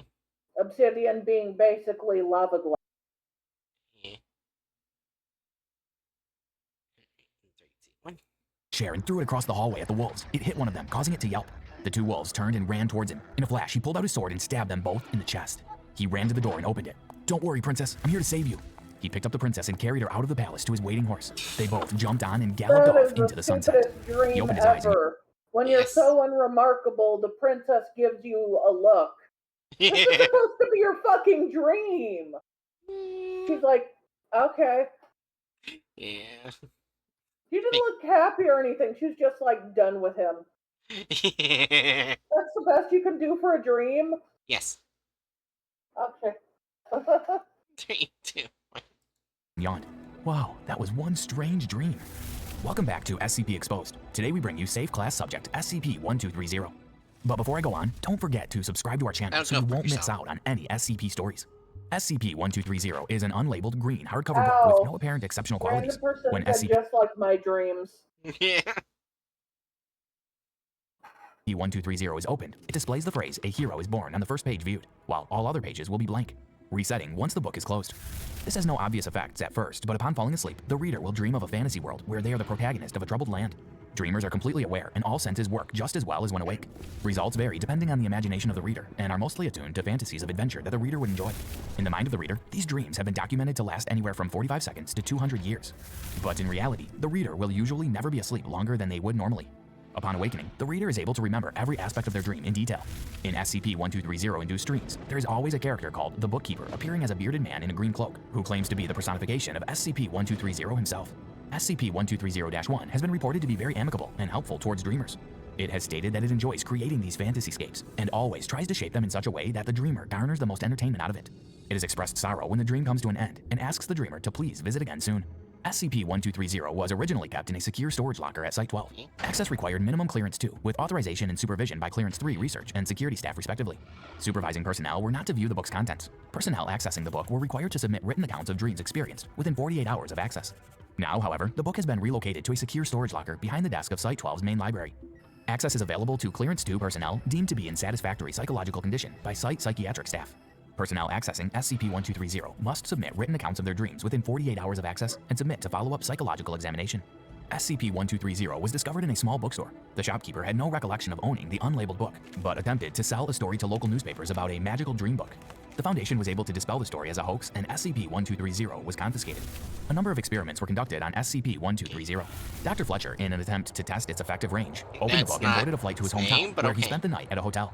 Upon his return, the doctor reported that SCP-1230-1 appeared in his dreams and explained that once you read A Hero is Born, the dream is immediately implanted in your subconscious, after which SCP-1230-1 is able to manipulate it remotely. Dr. Fletcher expressed his appreciation for SCP-1230-1's cooperation. A camera was set up above the book, and using a mechanical arm, the book was opened. All pages were revealed to be blank. It seems the book is only effective when opened by beings that are able to have dreams.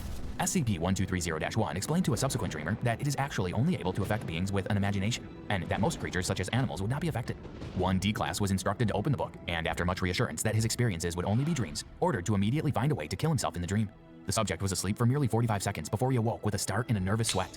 He reported being at the summit of a volcano called the Ashen Spire on a quest for Caladius, the Blessed Blade. When asked how the subject knew the names, he stated, "It's like I knew them all along."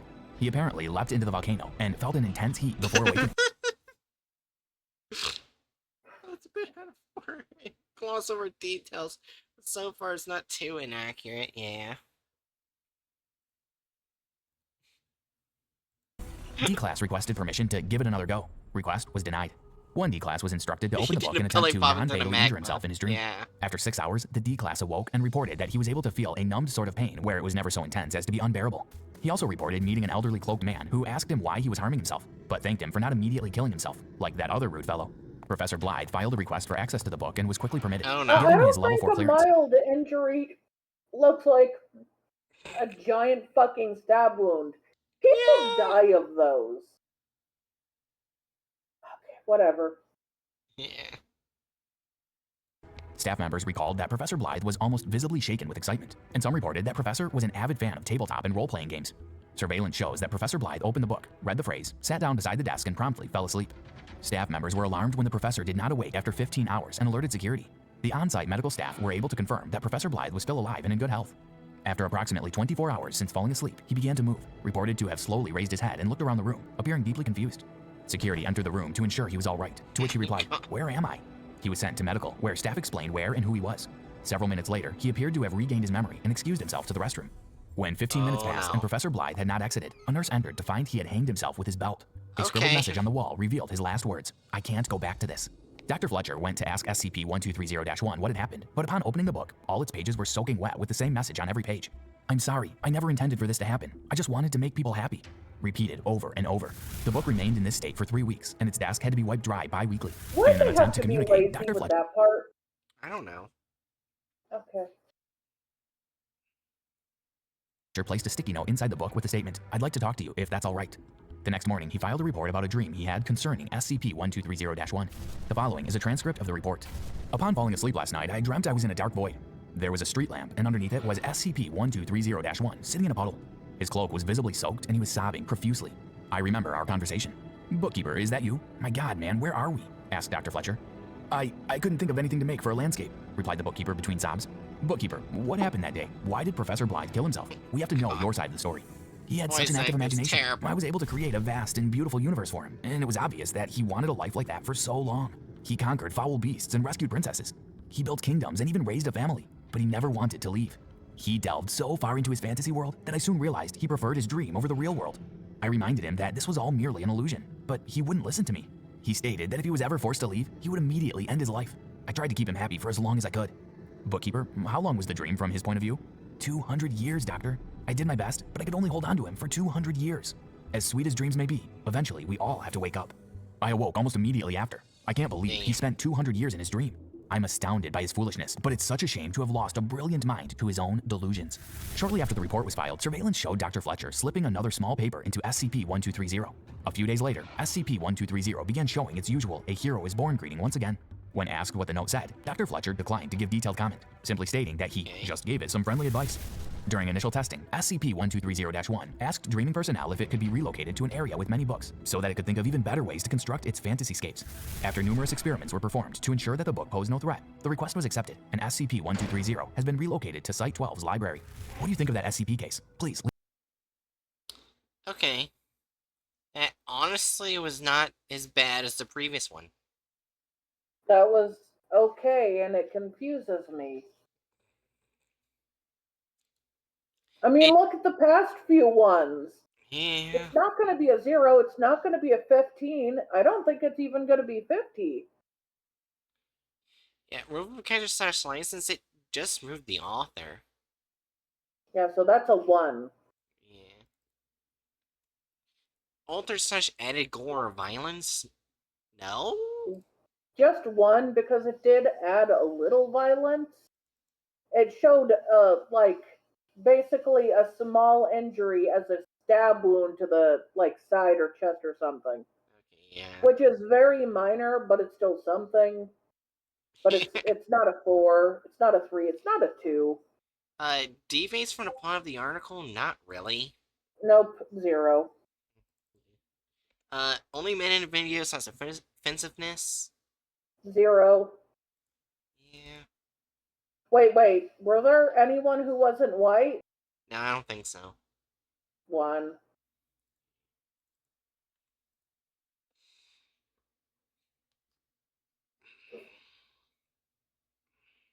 Pretty minor.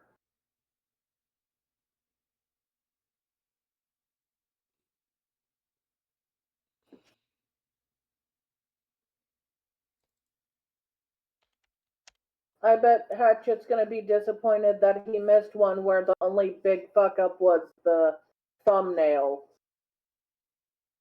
I still don't understand why they did the thumbnail like that, since... No. They were both... Yeah, they're both white-skinned.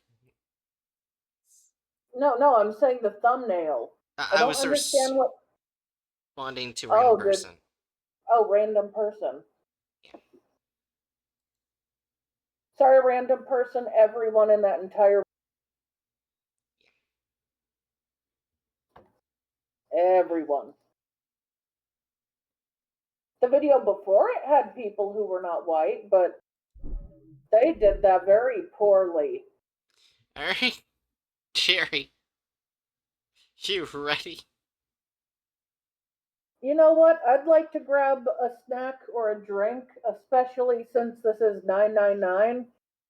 Please let me grab something to steal myself with. Fair enough. I'll be back. Back to intermission, I guess.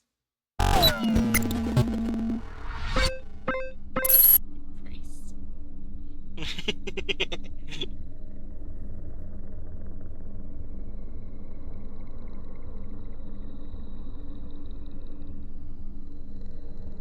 You know what? I'm gonna look at shit on Twitter.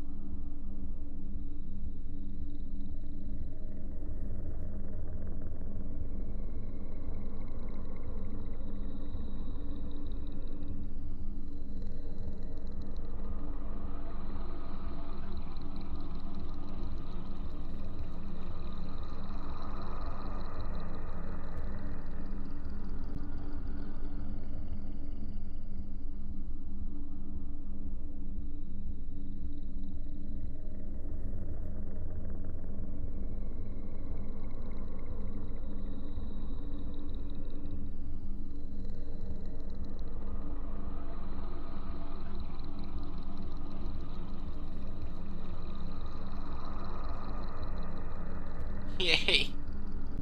Oh yay, he is warding tonight. Oh no. That's not good.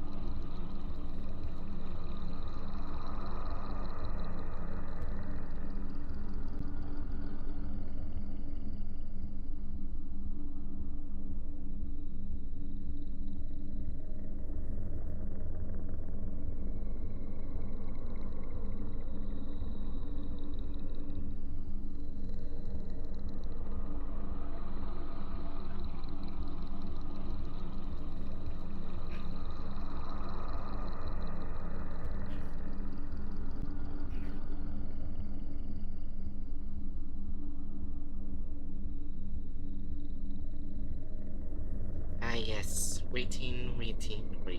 That delay. Oh waiting, I'm just looking at Twitter.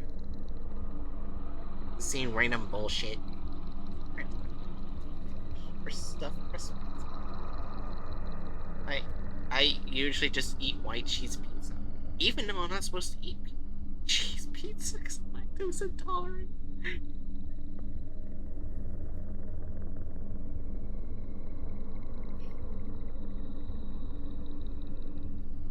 You poor woman.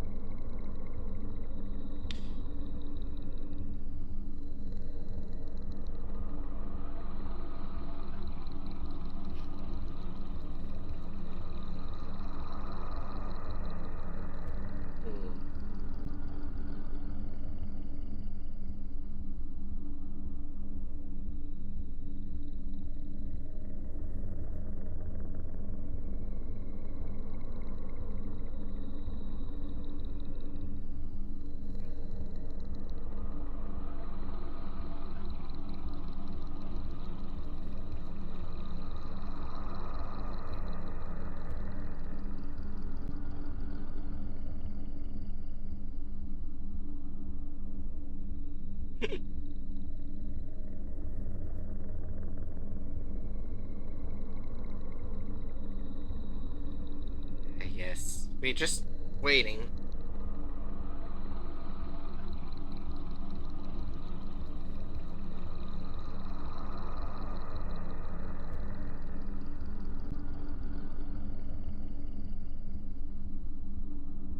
How long will Julie take to get snacks and drinks?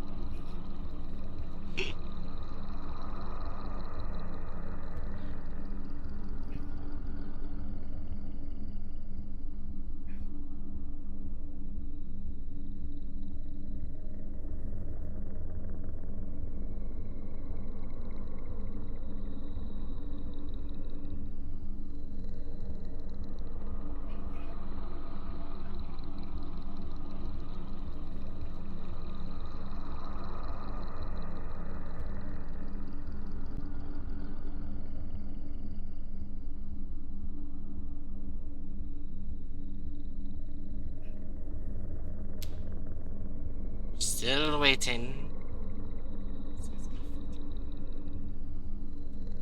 What? 2 things.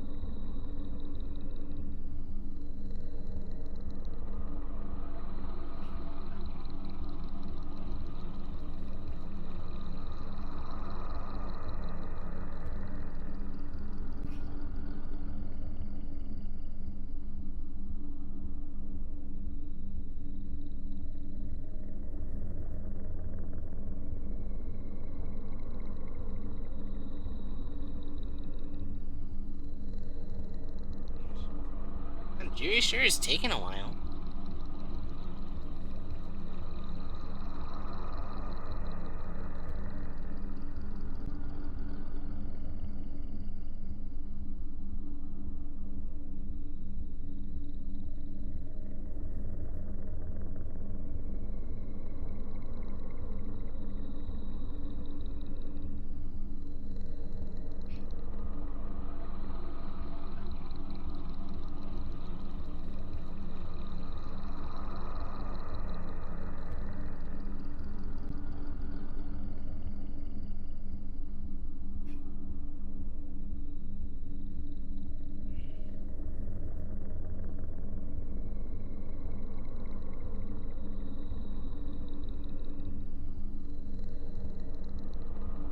I return.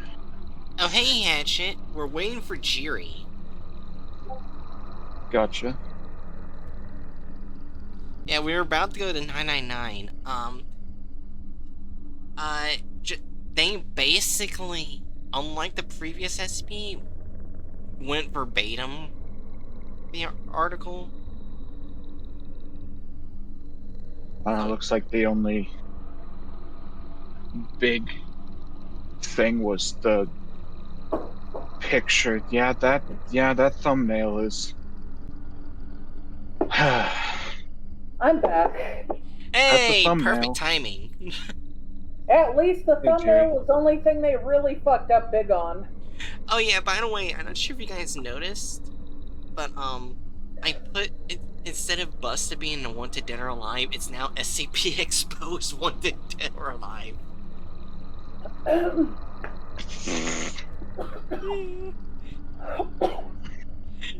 2, 1. Alright. I'm pretty sure everyone here knows who SCP-999 is, but we still gotta do it for people who don't know. Alright. SCP-999, aka the Tickle Monster, Object Class Safe. Special Containment Procedures. 999 is allowed to freely run the facility should it desire to, but otherwise must stay in its pen either between 8 p.m. to 9 p.m. for sleeping or during emergency lockdowns for its own safety. Subject is not allowed outside of its pen at night or off facility grounds at any time. Pen is to be kept clean and food replaced twice daily. All personnel are allowed inside 99's holding area, but only if they are not assigned to other tasks at the time. If they are on break, Subject is to be played with when bored and spoken to in a calm, non-threatening tone. Description: SCP-999 appears to be a large, amorphous, gelatinous mass of translucent orange slime, weighing about 54 kilograms or 120 pounds. That's a chunky boy. Yeah, I didn't realize how heavy he was. yeah. With a consistency similar to that of peanut butter. Subject's size and shape is easily malleable and can change shape at will. Though when at rest, 99 becomes a rounded, oblate dome, roughly 2 meters wide and 1 meter in height. Jesus, he's big! And he's an infant! What is he gonna be as an adult? Does he even grow? I don't know. Alright. The surface of 999 consists of a thin, transparent membrane similar to that of anal cell, roughly 0.5 centimeters thick, and is highly elastic, allowing 999 to flatten portions of its body up to 2 centimeters thin. The surface is also hydrophobic. Although 999 can willfully absorb liquids, the rest of 999's body is filled with a viscous orange substance of unknown chemical makeup, though it is capable of digesting organic materials with ease. Subject's temperament is best described as playful and dog-like. When approached, 999 will often react with overwhelming elation, slithering over to the nearest person and leaping upon them, hugging them with a pair of pseudopods, while nuzzling the person's face with a third pseudopod, all the while emitting high-pitched gurgling and cooing noises. The surface of 999 emits a pleasing odor that differs with whomever it is interacting with. Recordances include chocolate, fresh laundry, bacon, roses, and Play-Doh. Trademark.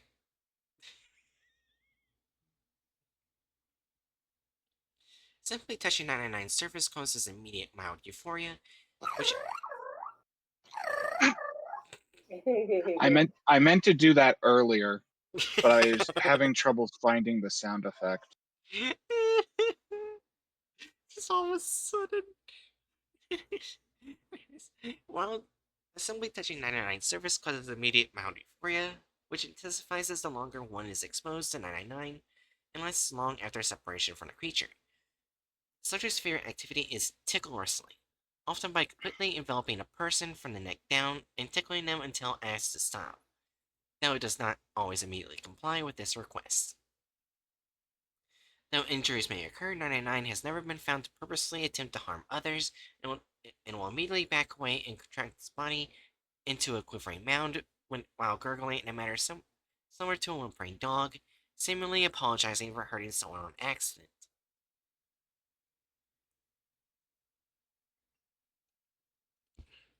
While the creature will interact with anyone, it seems to have a special interest in those who are unhappy or hurt in any way. Persons suffering from crippling depression or PTSD, for example, have reported having a far more positive outlook on life after multiple interactions with 999. The possibility of manufacturing antidepressants from 999's slime is currently being discussed. In addition, its playful behavior 99 seems to love all animals, especially humans, refusing to eat any meat and even risking its own life to save others, on one occasion leaping in front of a person to take a bullet fired at them. Such as intellect is still up for debate, though its behavior is infantile, it seems to understand human speech and most modern technology, including guns. 99's diet consists entirely of candies and sweets, with M&Ms and Necco wafers being its favorites. Its eating methods are similar to those of an amoeba. Addendum A. Reminder to all staff, 99 does not consume caffeinated soft drinks of any kind. Last week, someone gave 99 a can of cola along with his usual breakfast. Not only was it literally bouncing off the walls for half an hour, the carbonation made 99 visibly queasy afterwards and refused to move or eat the rest of the day. 99 has been thankfully recovered since, but the staff member in question has been reprimanded. Dr. Redacted. You never give a baby soda. If a kid is bad with soda, imagine a baby, if they could digest it. Hi, Aderna. Hatchet, make a YouTube channel according to Aderna.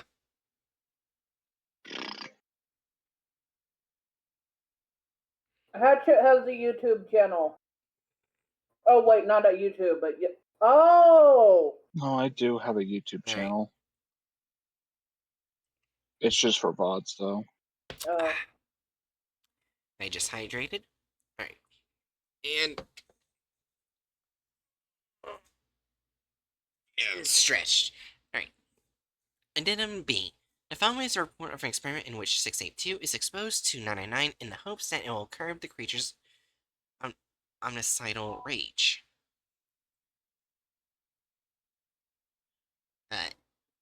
Does someone want to speak as 682?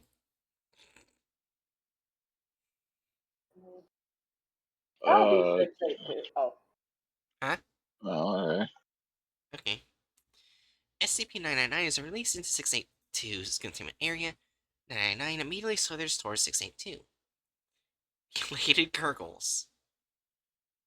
Don't we have the soundboard for that? Oh yeah, we do. Let me go play it again. Oh, there we go.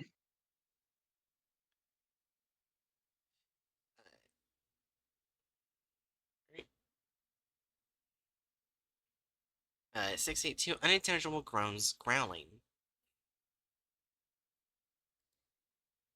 Wait. Should I do it? Oh, I think Jerome's asking. Huh? I thought you were doing that. Oh, I thought you were doing it. No, I Oh, okay. Oh, sorry about that. I will do Okay. it now that I realize it was the me. What is that? 99 moves in front of 682, jumping up and down like a dog in a dog-like manner, while calling out in a high-pitched squealing noise. Disgusting. 682 immediately steps on 999, completely flattening 999. Observers were about to export the experiment when 682 started talking again.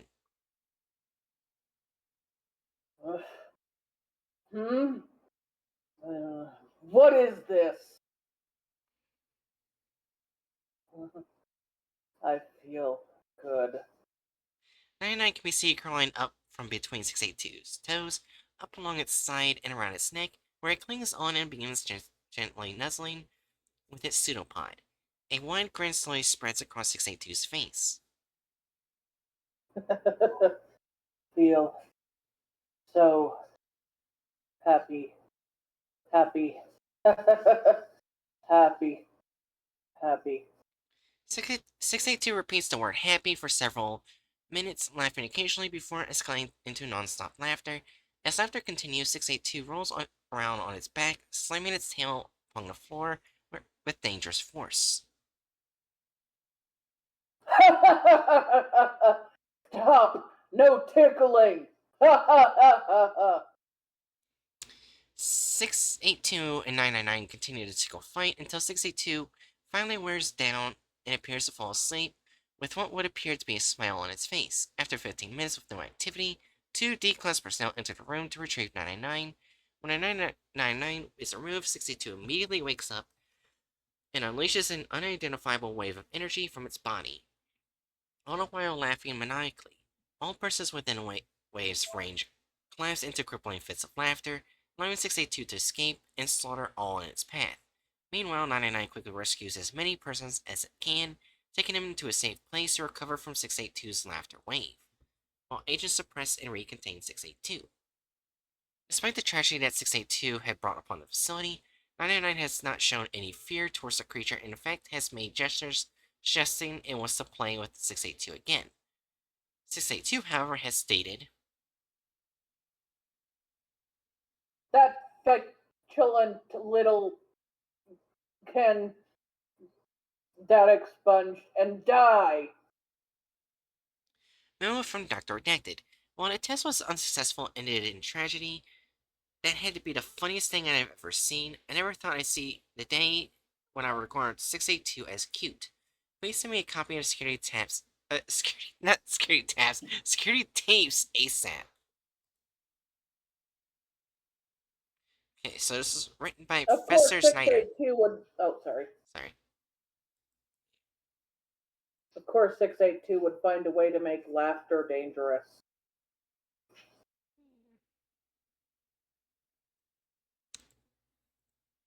Oh, I remember the thumbnail now.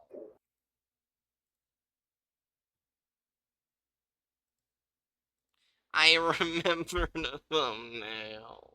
Aaron? Oh.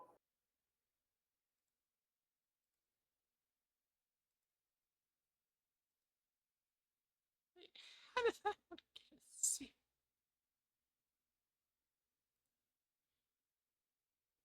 Oh wait, from the deviates of the plot of the which series are you talking about? 4051 or 1230?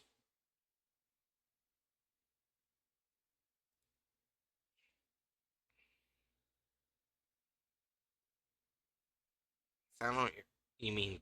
Hmm? Anyways, what do you think of the thumbnail? Honestly, the weirdest thing about it to me is uh like the consistency that they gave the little gremlin. I don't like where 99 is just staring at though. They just gave And him a weird expression. He's tickling a guy with no shoes on. I mean, he loves to tickle people, but the way they did it just weird. And you're right, the consistency is off. Hmm.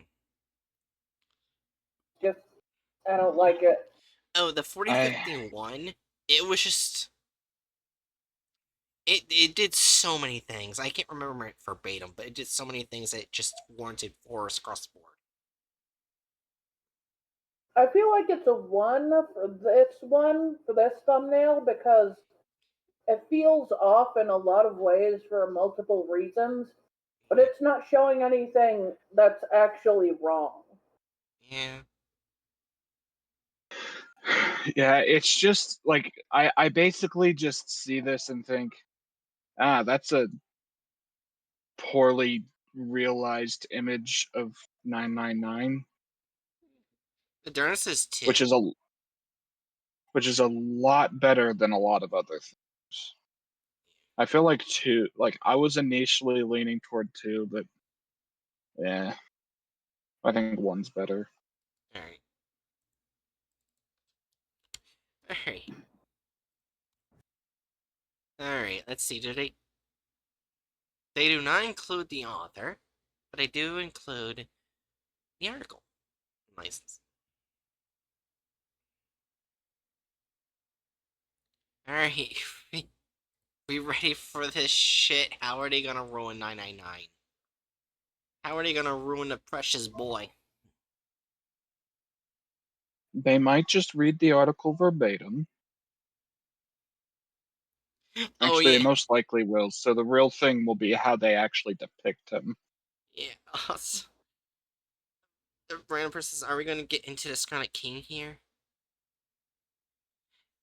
Yeah, Didn't yeah. we already? It didn't mention in an original article about the Scarlet King, but in multiple canons, 999 is the 7th child. But it's not a definite Basically, canon. 999 is always the Scarlet King's child, but it's never spoken about. Yeah. You need to get into other articles to have it mentioned. Yeah. Hmm. It's also Brothers of 682.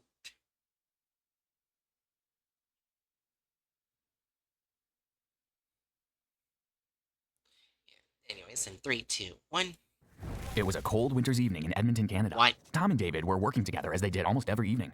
As scientists, their work hours were crazy. If they thought they were close to cracking whatever invention they were working on, they would work for hours and hours without a break. Tonight was no exception. For the last few weeks, they had been conducting various experiments in order to try to find a creature to help humanity. They had begun to make creatures out of an orange slime-like substance. What? Okay, so we're just adding in a non-existent origin Yeah. for 999. Okay, yeah, sure. Did they just not want to draw the, teenage pregnancy?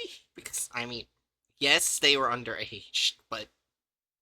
Well, eh. they didn't need to draw the teenage pregnancy. They could have Wait, just. Yeah. wait, what? Yeah, the 7th bride. Remember 231? That's the one, that's technically Oh, I 999's get mother. what you mean. Yeah. Okay. Yep. Yeah. And like in canon, depending on the story, 110 Montauk is just the trick the Scarlet King. Yeah. Yeah, so this has nothing to do with 999. This is already added unneeded plot. Yeah. 999 was born from the final bride of the Scarlet King, born to kill his dad.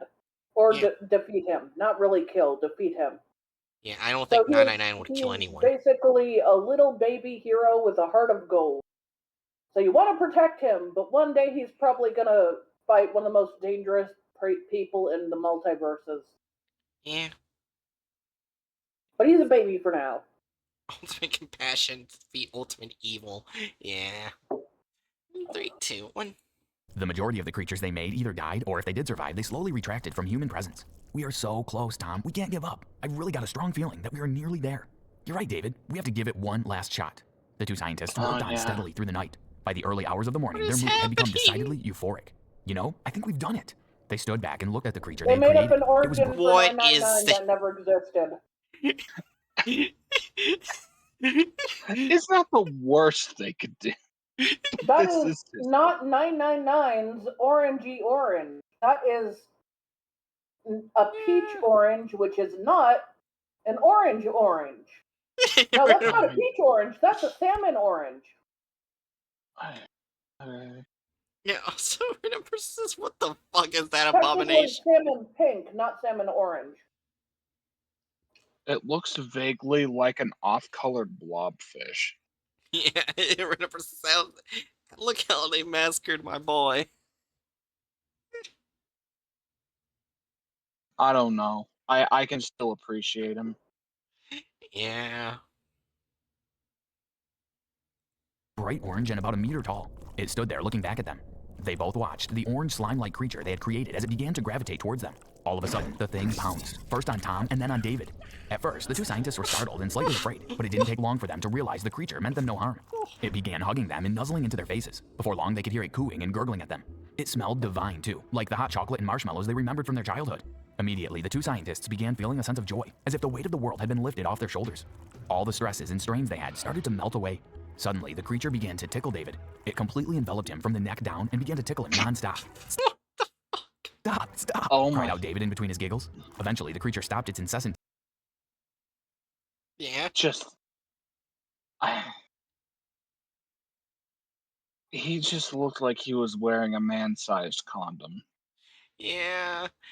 Speaking of... hold on. Let me see where it happened. was right around here. towards them. All of a sudden, the thing pounced. First on Tom. I don't like this position.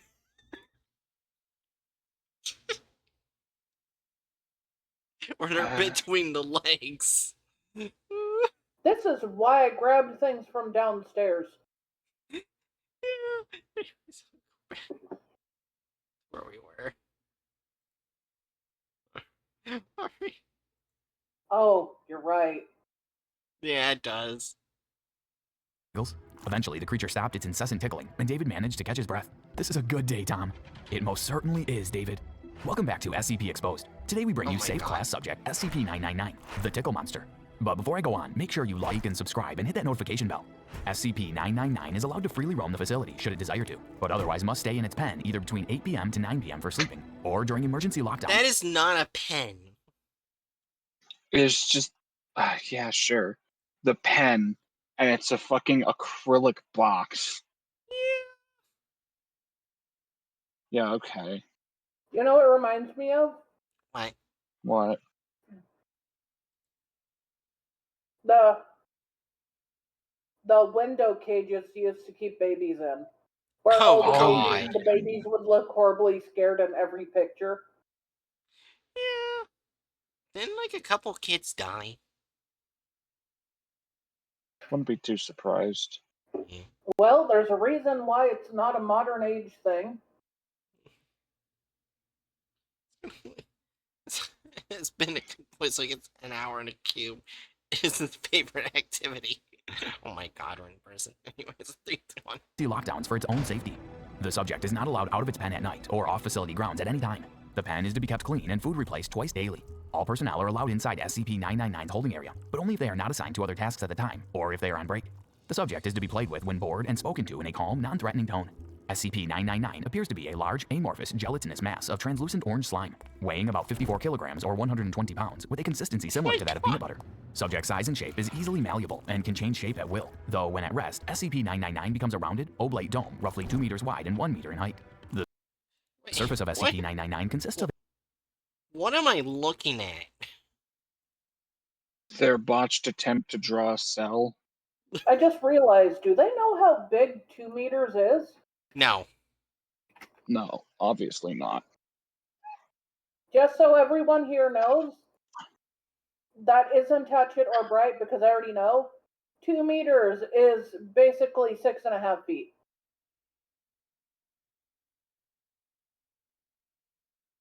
So their version of a bit over like 3 feet by a bit over like 6.5 feet is basically 1 foot with 2 feet. 3, 2, 1. Sizing. of a thin, transparent membrane, similar to that of an animal cell, roughly 0.5 centimeters thick, and is highly elastic, allowing SCP-999 Why are they pressurizing 999? I don't know. I This guess is- this is what you do to infants. This is how you depict that he's squishy? You just put him in Send him- hydraulic yeah, press? Yeah, send him to one of the YouTubers that's entire channel is just crushing things. Oh in yeah, hydraulic does press. your bingo have child abuse? Does this count as child abuse if they aren't actually hurting him? I don't know. I feel like putting a baby in a pressurized press still counts, even if it doesn't hurt them. I mean, we're applying that to the logic of like human babies. Yeah, fair enough. Let's keep going. 3, 2, 1. 999 to flatten portions of its body up to 2 centimeters thin. This surface is also hydrophobic, although SCP-999 can willfully absorb liquids. See Addendum SCP-999-A. The rest of SCP-999's body is filled with a vicious orange substance of unknown chemical makeup, though it is capable of digesting organic materials with ease. The subject's temperament is best described as playful and dog-like. Yeah. Fucking mispronouncing viscous as vicious. Like, you just end up changing the entire meaning. Yeah.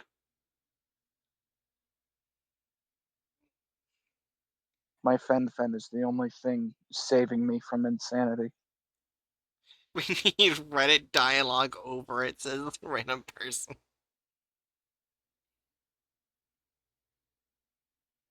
I have a Fen. He's my rumbly boy. Yeah. We're starting again in 3, 2, 1. When approached, it will often react with overwhelming elation, slithering over to the nearest person and leaping upon them, hugging them with a pair of pseudopods while nuzzling the person's face with a third pseudopod, all the while emitting high-pitched gurgling and cooing noises. The surface of SCP-999 emits a pleasing odor that differs with whomever it is interacting with. Recorded scents include chocolate, fresh laundry, bacon, roses, and Play-Doh. Simply touching SCP-999's surface causes an immediate mild euphoria, which intensifies the longer one is exposed to the subject, and lasts long after separation from the creature. Its favorite activity is tickle wrestling, This often whole by thing completely so enveloping a far person makes from me the...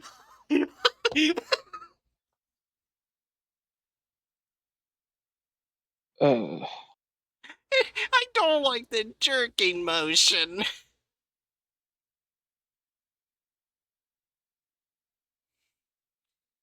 Be without it.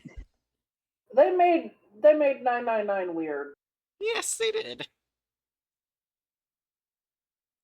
neck down and tickling them until asked to stop, though it does not always immediately comply with this request. Though injuries may occur, Oh, SCP-999 has never been found to purposefully attempt to harm others, and will immediately back away and contract its body into a quivering mouth. Ow, I don't like the noises they use. Jesus Christ. Yeah, the fucking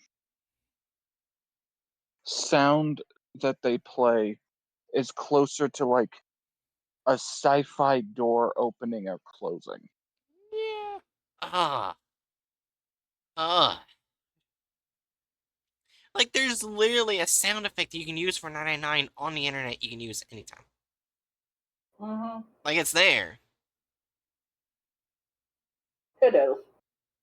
But to do that, they would have to go and get it. And that takes effort. Yeah. 3, 2, 1. While gurgling in a manner similar to a whimpering dog, seemingly apologizing for hurting someone by accident. While the creature will interact with anyone, it seems to have a special interest in those who are unhappy or hurt in any way. Persons suffering from crippling depression or PTSD, for example, have reported having a far more positive outlook on life after multiple interactions with SCP-999. The possibility of manufacturing antidepressants from its slime is currently being discussed. In addition to its playful behavior, SCP-999 seems to love all animals, especially humans, refusing to eat any meat and even risking its own life to save others. On one occasion, it leapt in front of a person to take a bullet fired at them. The subject's intellect is still up for debate. Though its behavior is infantile, it seems to understand human speech and most modern technology, including guns. SCP-999's diet consists entirely of candy and sweets, with M&Ms and Necco wafers being its favorites. Its eating methods are similar to those of an amoeba. The following is Addendum SCP-999-A. Reminder to all staff, SCP-999 is not to consume caffeinated soft drinks of any kind. Last week, someone gave it a can of cola along with its usual breakfast. Not only was it literally bouncing off the walls for half an hour, the carbonation made SCP-999 visibly Why did they give it rabies?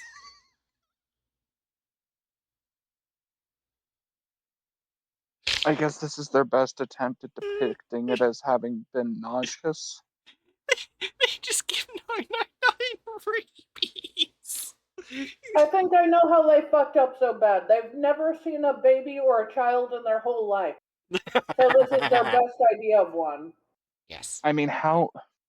Honestly, I've seen a baby in real life, and I don't think that that would be very helpful in trying to depict how a gelatinous goo monster would look when feeling sickly.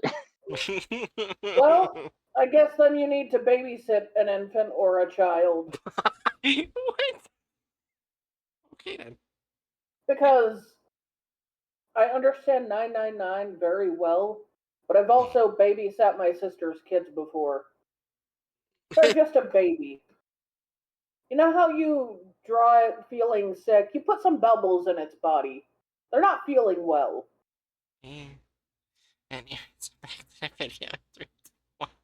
queasy afterwards, and it refused to move or eat the rest of the day. It has thankfully recovered since, but the staff member in question has been reprimanded. The following is a report from an experiment in which SCP-682... That is an interesting interpretation of 682. It's better than one or two of their previous interpretations. Yeah. Yeah. You can kind of see the beluga peeking through. Yeah. It kind of looks like... The arms remind me I mean, the legs, I should say. Legs remind me of, like, fuck, what the is his name? It's the fire alien from Ben 10. Mixture with 939 as the body. I see that, and I don't know why. I wouldn't know. Everything I know about Ben 10 is from porn. Oh my god. Oh,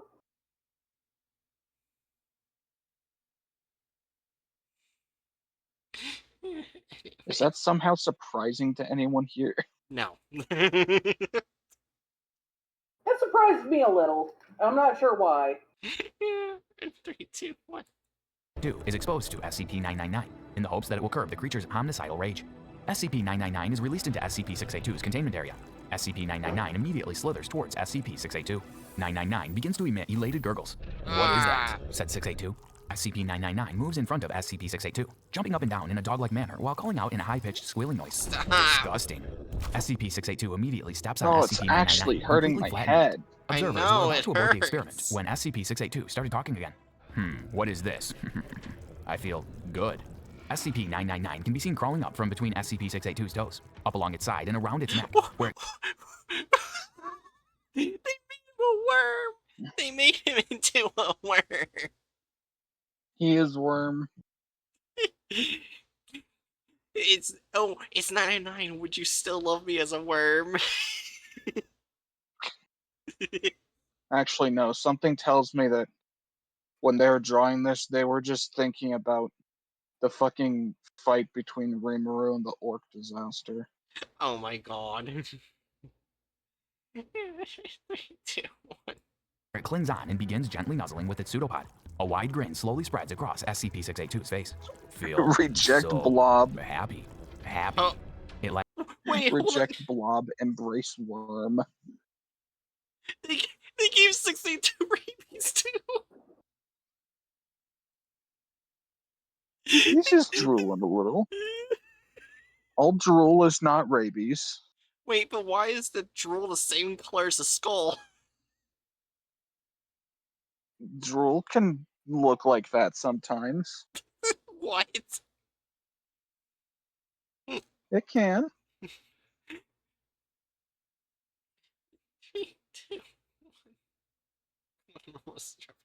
happy. It laughs.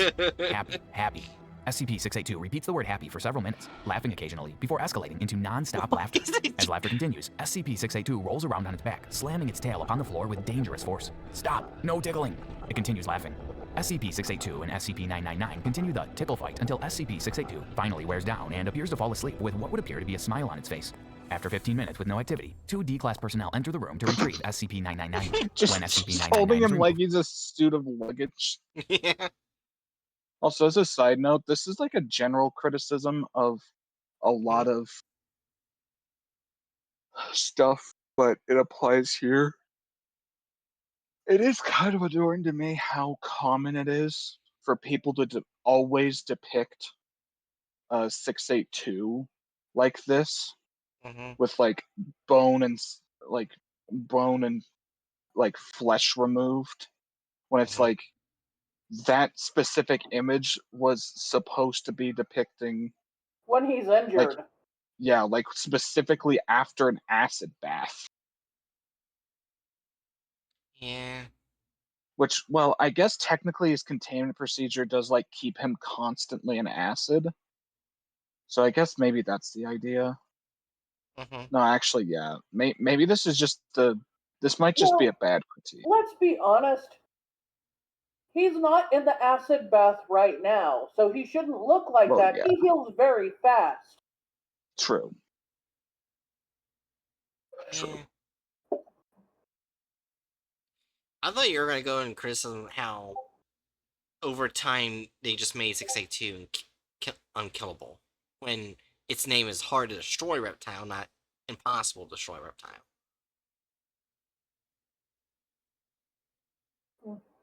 No, I wasn't gonna think about that. Yeah. Well, they didn't make him unkillable. He's just very hard to kill. Yeah, I still like they're constantly trying to figure out how to kill him. Yeah. Yeah. I do believe one item could kill him which will be the spear of the non-believer. But Yeah, getting I that figured you were would gonna be say a that. but getting it would be a death wish. Because remember, it's located inside 2316. Let's just leave it there. Yeah. What Funny was enough, 2316 again? you don't recognize the bodies in the water. Alright.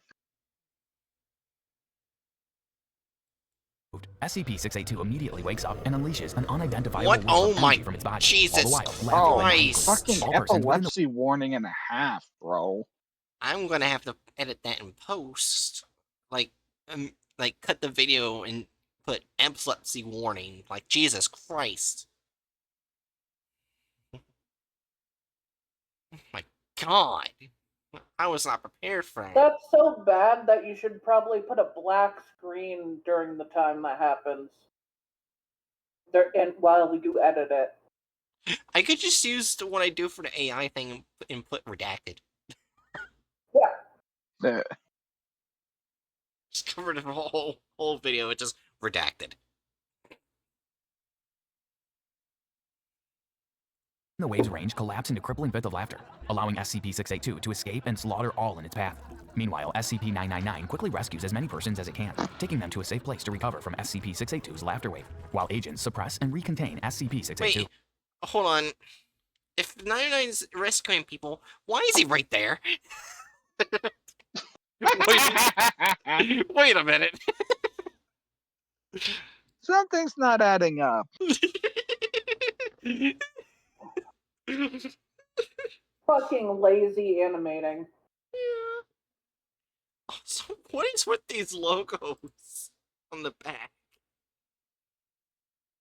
They fucking bought their MTF uniforms off Temu. Yeah. 3, 2.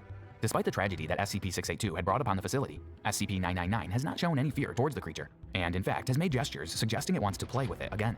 SCP-682, however, has stated, "That feculent little thing can just die."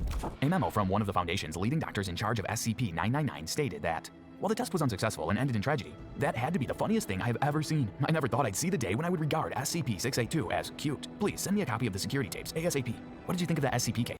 Okay, so it did mention a Scarlet King. That's interesting. I mean, yeah, most of the time they just end up reading the articles verbatim. They In did. this case, they added origin that never happened. Yeah, because they just had to do their stupid little fucking intro thing. Yeah. And also, I think, like, the Scarlet King origin is way more interesting than just two scientists making them. Honestly, yeah, no that's shit. such an important part of 999, even if it's not from in his article. I feel like that should count as a 2 Oh, for yeah. deviates from the plot. No, I don't think that's fair. Person has to go out of their way to get that information, rather than like if they're just reading the article. Well, while that is true, they also added their own origin that isn't in the article, and it's not in Yeah. any article. Well, yeah, I agree with that. Like, I agree that like deviates from the plot of the article. Like, I was thinking 1 because we have one instance of it that's not like any more egregious than other examples that they've done in the past. That's fair. I was just going against the idea of putting it at 2 because I feel like that's overkill. Yeah, alright, so I guess... Yeah, but anyways, removal of character / license? Just the author? Yeah, so I guess that's a 1. Yeah, just a 1. Alright, author / added gore or violence? 0.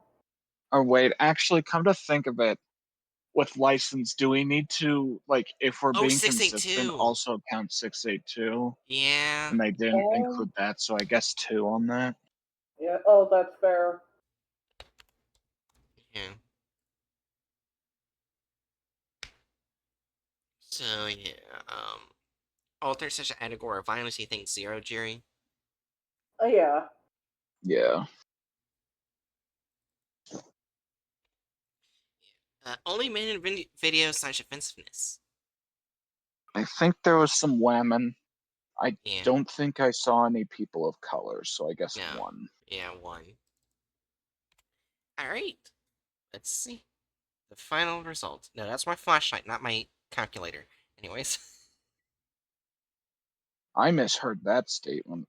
Should we add Gotcha. one other point for just how weird they were with an infant touching a bunch of people? It wasn't about him tickling them, just how they arted it. It just felt weird.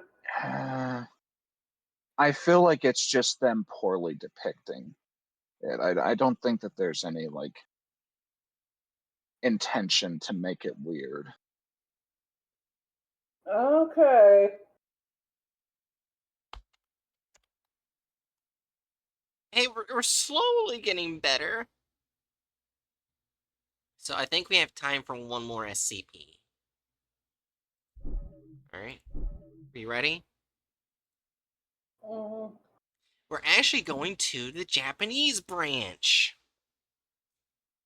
Hmm. This is SCP-835-JP, aka Kitaru Yamiko. Right. Slowly getting better here.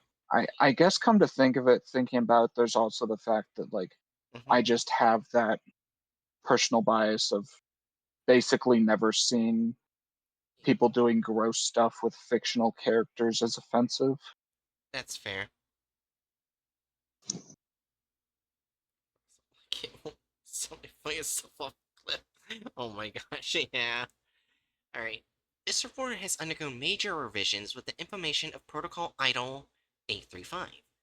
Item SCP-835-JP object class was Keter, but now safe. Special containment procedures. It was redacted. Was once redacted was, due to its nature, containment for 835-JP is currently impossible. In the event of a suspicious death of a Foundation employee allegedly involved with this object, Mobile Task Force KU-3 Bonfire is to cordon off the crime scene and investigate it. It is recommended that the deaths be disguised as unrelated incidents whenever possible, with consideration for the moral impact on surrounding personnel. What's now special containment procedures is 835-JP Kitaru Yamiko has been neutralized by Protocol Idle 835, described below. Possibility of strengthening containment by expanding the scope of the protocol outside the Foundation is currently being studied in order to prepare for potential containment breaches that would result from a major cognito hazard or similar incidents within the Foundation. Right, description. 835-JP is described as a teenage girl with long black hair who wears mainly black school uniforms, named Kitaru Yamiko. Although her age is and appearance may increase or decrease in about 10 years, and she can wear clothing that is not a student uniform, she is generally considered attractive. Her character is often described as melancholic. Is that how you say it? Yeah. Alright. Melancholic due to her taciturnity and lack of emotional ups and downs, and greatly dislikes the idea of others seeing her. Kitaru Yamiko can teleport from one dark area to another regardless of distance or obstructions.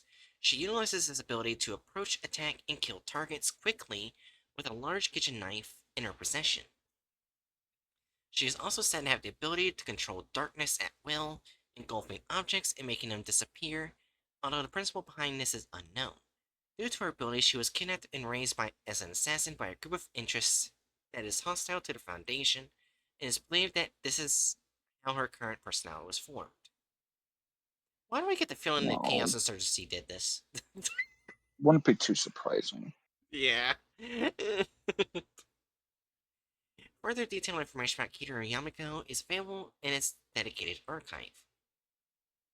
835-JP was originally a phenomenon that occurred only to Foundation personnel, first identified in 19 redacted.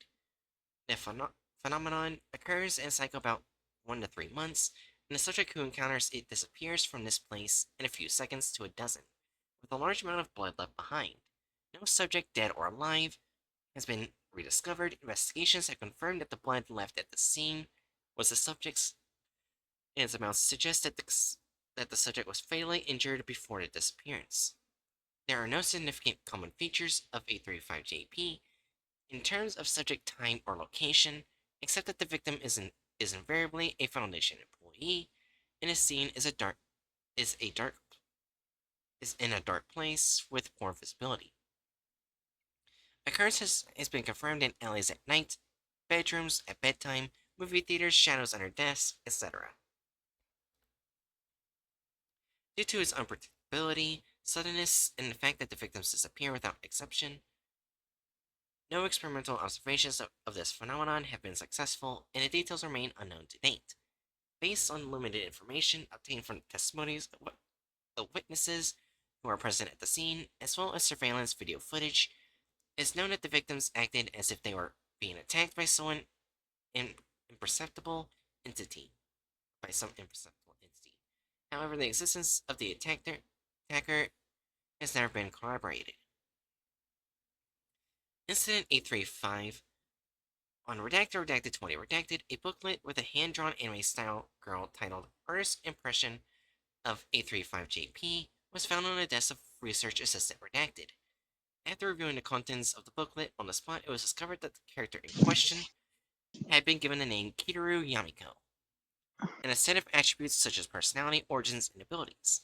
The booklet was submitted to Head Researcher Redacted on the same day. It was later announced that Research Assistant Redacted admitted that the booklet belonged to him, and that he would be transferred after a few days of suspension.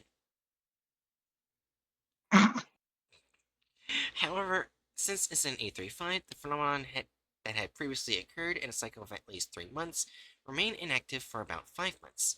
Dr. Redacted, believing the two are somehow related, enacted Protocol Idle 835.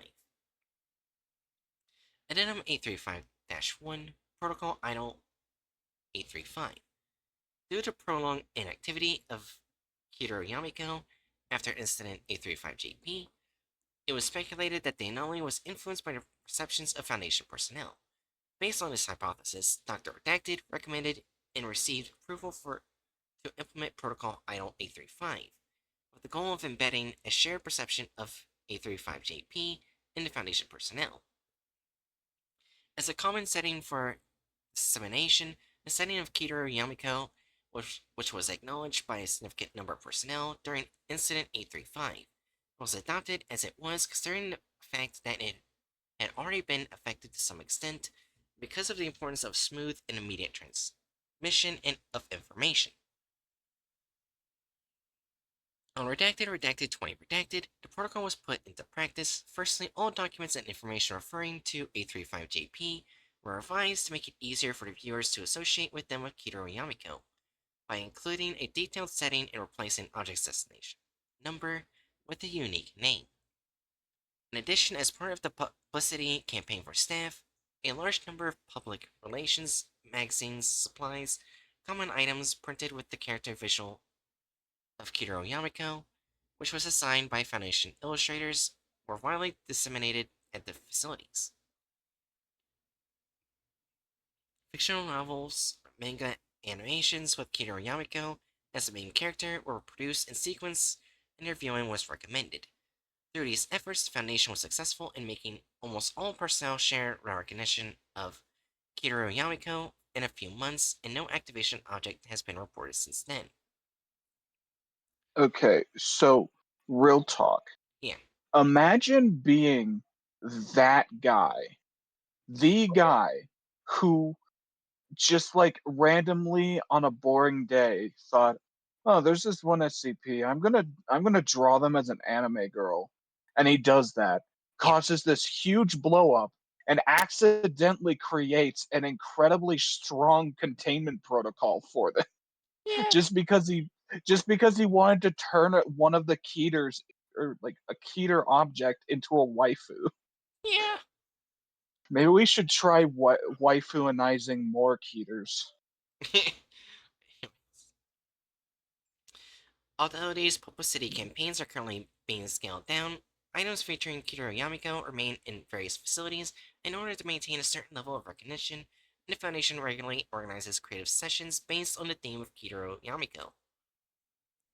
Also, Hmm? also the detail of the Foundation basically just creating a mini Comic-Con, Yeah. but for their little, but for the specific SCP as a containment protocol is genuinely one of the funniest ideas I've ever heard. Yeah. Alright. A35JP is probably a manifestation of the instinctive fear that something threatening oneself may be lurking in the darkness. But the imaginary monster we once feared has now been reduced to a cliched character with protocol idol 835. Dr. Redacted. Okay, I don't know if the story's around anymore, but there's one story where 835JP sees these pictures drawn of them, and it says, "Ew, gross, weebs," then leaves the site forever. Oh my gosh. Now, to be clear, since this is a JP article, they probably wouldn't call them weebs. It'd be Yeah, more along the line of otaku, I Actually, yeah, think. weebs are a thing in Japan too. Oh, really? I was under the yeah. impression that was like primarily a term used in the Wait, West. you're right. No, in Wow. Japan they would call it otakus, I think. Yeah, Yeah. that's what I was thinking. Yeah, that's what I said. So before, all right. So before we go to the video, we gotta look at the thumbnail. If it's bad or good. Oh my god. What? How did they handle the waifu? It's something.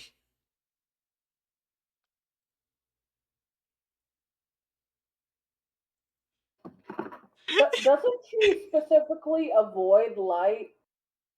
Yeah. And they're like, no, she makes light. She loves the light. She loves people looking at her.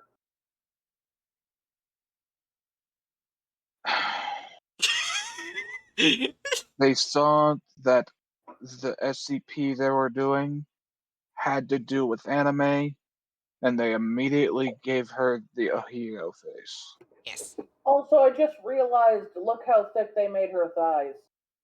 Yeah. Well, I mean, that's kind of box standard if we're Yeah. talking about fucking uh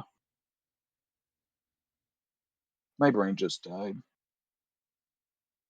Is this a 4? Fucking uh waifu stuff. There we go. Yeah. Also, But yes, I would make this a 4. I just realized the boobs are uneven. One Oh is my half god. the size of the Of course other. they're uneven. What I said is still true. One is half the size of the other. Yeah. Yeah. So here's the thing. I actually already clicked the link for their uh basic here written by Dr. It has no known author that I can find. So, but here's the thing. You see how it says A35 written by Dr. Gears right down here? Uh So I had to they actually put written inside the link, so I had to go and see an actual A35, which is not. It is written by Dr. Gears and Dr. Cliff, but is not Kitaru Yamiko. I put the wrong fucking license. I feel like that's definitely at least a 1 well, yeah. because it's a completely different SCP. Yeah. Like they gave the license. What the fuck? The license. How the fuck did I mispronounce that? But they fucking somehow managed to give the wrong license. So it's kind of a mute point. Yeah.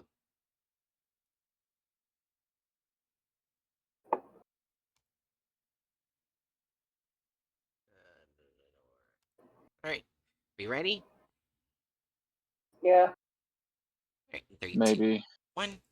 Martin sat at his desk and stared at the pile of work in front of him.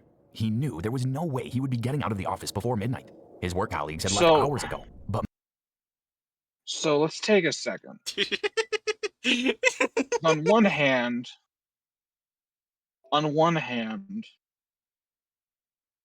I'm proud of them for adding a black character without prompting. Like, good on them. Slow claps for them. They might have also added a black person specifically to murder. Yeah. That, and also, like, I'm just sitting here thinking there's something that feels very off about how they depict it. Yeah. You mean the large nose, the large lips, the giant ears? Basically, Yeah. it definitely They feels like it's somehow- slipping into they- character They territory. somehow have like 1 point on racism despite adding a black person. Yeah, they Yeah, just like I want to give them credit, but like they try to depict a black person and just end up doing old stereotypes. yeah, they So just it's like, oh, sorry. like, do we have the fucking "you tried" sticker somewhere? Oh yeah, we do have the "You Tried" sticker. Yeah, we're not even going to discuss the fact that he's made out of Dijon mustard. I was I was gonna say that they're basically just doing Looney Tunes art style with the character. Like the old Looney Tunes. Oh no. See, Yeah, Timothy, I'm you not tried. wrong. I'm not wrong. The old Looney Yeah, Tunes, they did shit. there you go. Bright, you got to put the "you tried" sticker on screen now. Oh my god. It's important. Even if it's briefly, because you're gonna press play soon. I Needs to it- be there for it some won't. amount. Why is it not letting me? It's not letting me save the picture. You don't have the picture already saved? No. I can. Okay, I'll put the picture up because that was the sticker. That wasn't. Ow. Yeah. Wasn't the proper picture.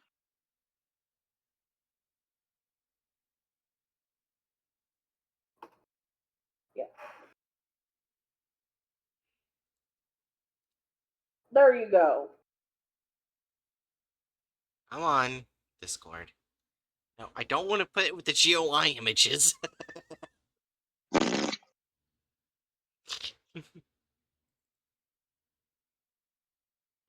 Oh my gosh, the second I went to fucking save it, I see the "you try" picture. It's my computer files! Womp womp. Get I womp guess you womp, get the "You motherfucker. Tried" sticker as well.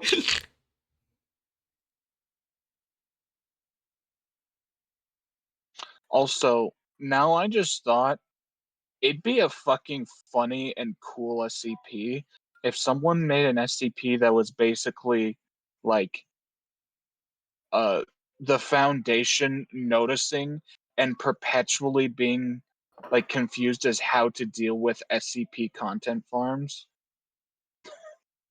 I think I saw on SCP Reddit that there actually is one like that. Oh, there is? Yeah, I don't Nice. remember its number, but there is an SCP that does talk about content farms. Ah.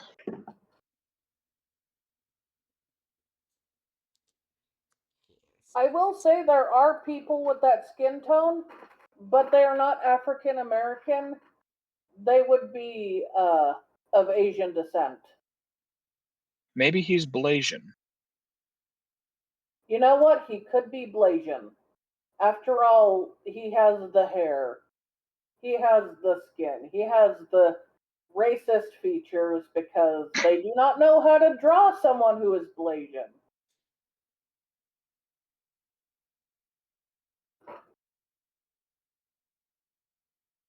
It's like the racist stereotype some countries in Asia have of darker skinned Asians, added with the racial stereotypes against black people, all rolled into one character. It's just an Ouroboros of racism. You tried. Anyway. Let's get Dijon, fucking Michael Dijon off the screen now. Yeah. 3, 2, 1. Martin had a deadline to reach, and there was no way he was going to miss it. He knew that his wife would be annoyed with him for working late again, but he had no choice. There was a promotion up for grabs, and he wanted to make sure he was the one to get it. If his boss saw how dedicated he was, he would have no choice but to offer the job to him. He went over to the coffee machine and poured himself a cup, black, no sugar. That would help him stay alert and focused. He went back to his desk and started wading through the pile of work. He plodded through it without stopping for a break until eventually he had only one file left in front of him. He finished the last file and gave a sigh of relief. At last, he could go home. When he looked at the clock, he was surprised to see it was 2 a.m. He picked up his briefcase and grabbed his coat before switching off all the lights in the office. In the elevator, he watched as the numbers fell one by one until eventually he reached the ground floor. The doors opened and he stepped out into the lobby of the building. It was pitch black and he could barely see in front of him, but he knew the way to the exit like the back of his hand. But just as he was about to open the door, he felt a strange sensation. You good? Rewind it slightly to where they show his figure. Oh shoot, wrong. That's not slightly. I'm sorry. Restarts. Rewind it slightly. But like, Restarts video. rewind it slightly where it shows its figure, and you go way further back. Just where he's walking. Pause it where he's walking, and you see his full figure. Side view figure. Oh. That back shot is also bad. I should not have said that.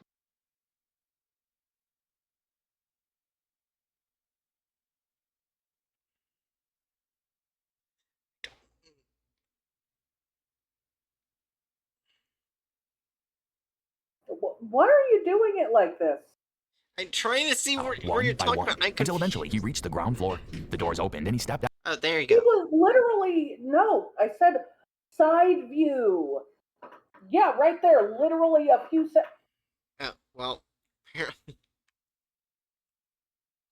A few On. seconds. Oh. On.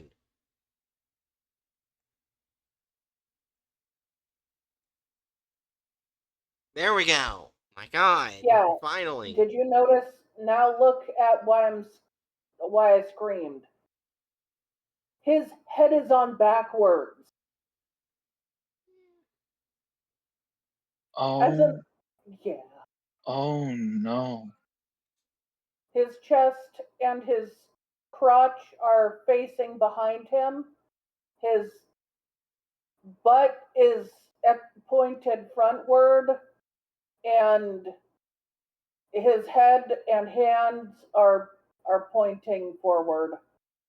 It's either that or he's got the anatomy of like the purposefully exaggerated fucking beefcakes in hentai. Just press play. Okay, this is the worst. This is probably one of the worst anatomies I've seen in a long time. Yeah.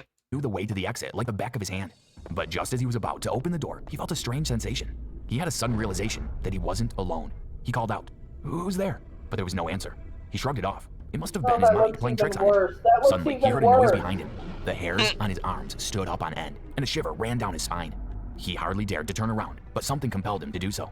What he saw made him gasp out loud. In front of him stood a teenage girl. She had long black hair and was wearing a school uniform. "Who are you? What are you doing here?" But as soon as the words left his mouth, the girl disappeared. She literally vanished into thin air. But then Martin saw her appear just as suddenly at the other side of the room. "How did you do that?" The next thing he knew, she had teleported again and was standing right in front of him. Martin panicked and ran straight into a storage cupboard. He locked the door behind him, hoping that would keep the girl out. He stood there waiting, listening, but all he could hear was the sound of his own heart beating, 10 to the dozen. He felt a tap on his shoulder. His heart sank and fear filled his body. Slowly, he turned around and looked straight into the eyes of the teenage girl standing behind him in the cupboard. Welcome back to SCP Exposed. Today we bring you safe class subject SCP-835-JP, Kateru Yamiko. It's not Oh. Kateru Yamiko. It's My Why God. are you expecting that Kateru content Yamiko. farm to know how to pronounce anything? And how is that caricature of a Blasian person so racist that it's definitely not a 1? It's like a I'm 2. I'm thinking 3 because there were Yeah. certain shots there that it Yeah, felt like I they think were it felt like they were trying to make him look like oh, you're right. there's Intent's also important. 3. there's no way there is no way to describe why I find this like what I think that they were trying to go for without feeling gross to even say it. It's okay. We get it. We get it. Aaron, you get it, right? Yeah. Yeah. That was a level of purposeful racism that yikes. Her name is spelled literally just Keter with U at the end, if I remember correctly. Yeah.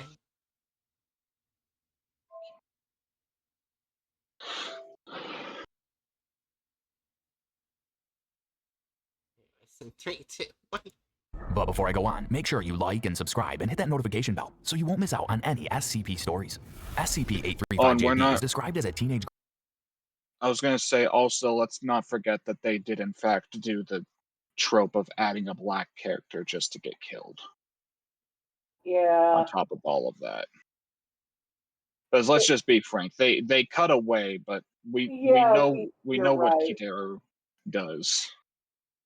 Is that just a 4? They got offensive. I'm just honestly at this point, yeah.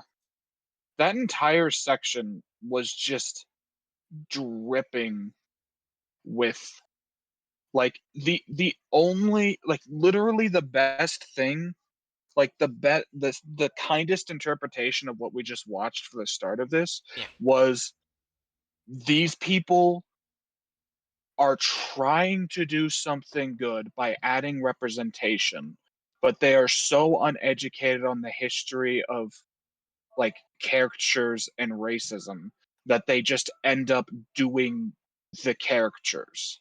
Yeah. That Let's is be the honest. best. None of us To be believe that. yeah, like to be clear, that is me giving the best, the most kind interpretation of this. Yeah. Also, I'm going to add, they even did the trope where the Blasian, because let's be honest, it's a trope in both of those races, is a hardworking person who will do overtime. True.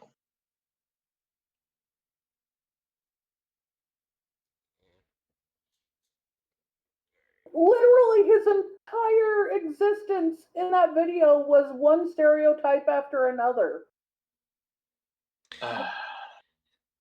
Alright. So, Hatchet, I was paying attention to the video at hand, but I was also finding the thing that talked about content farms in SCP universe. And it's actually a story, not an SCP. It's called Content in the End. And it has many warnings, content warnings. It has suicide, gun violence, execution by lethal injection, non-consensual gender swapping, sexism, queer erasure, non-fatal war, Five Nights at Freddy's, content farms, and product placement. Five Nights at Freddy's is just dropped in there. I have some whiplash from that one. Like, yes, forced gender and sex change, fucking suicide. Five Nights at Freddy.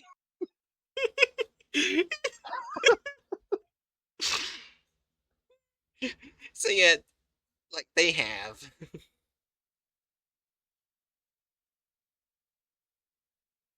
Though to be clear, Yeah. forced gender change.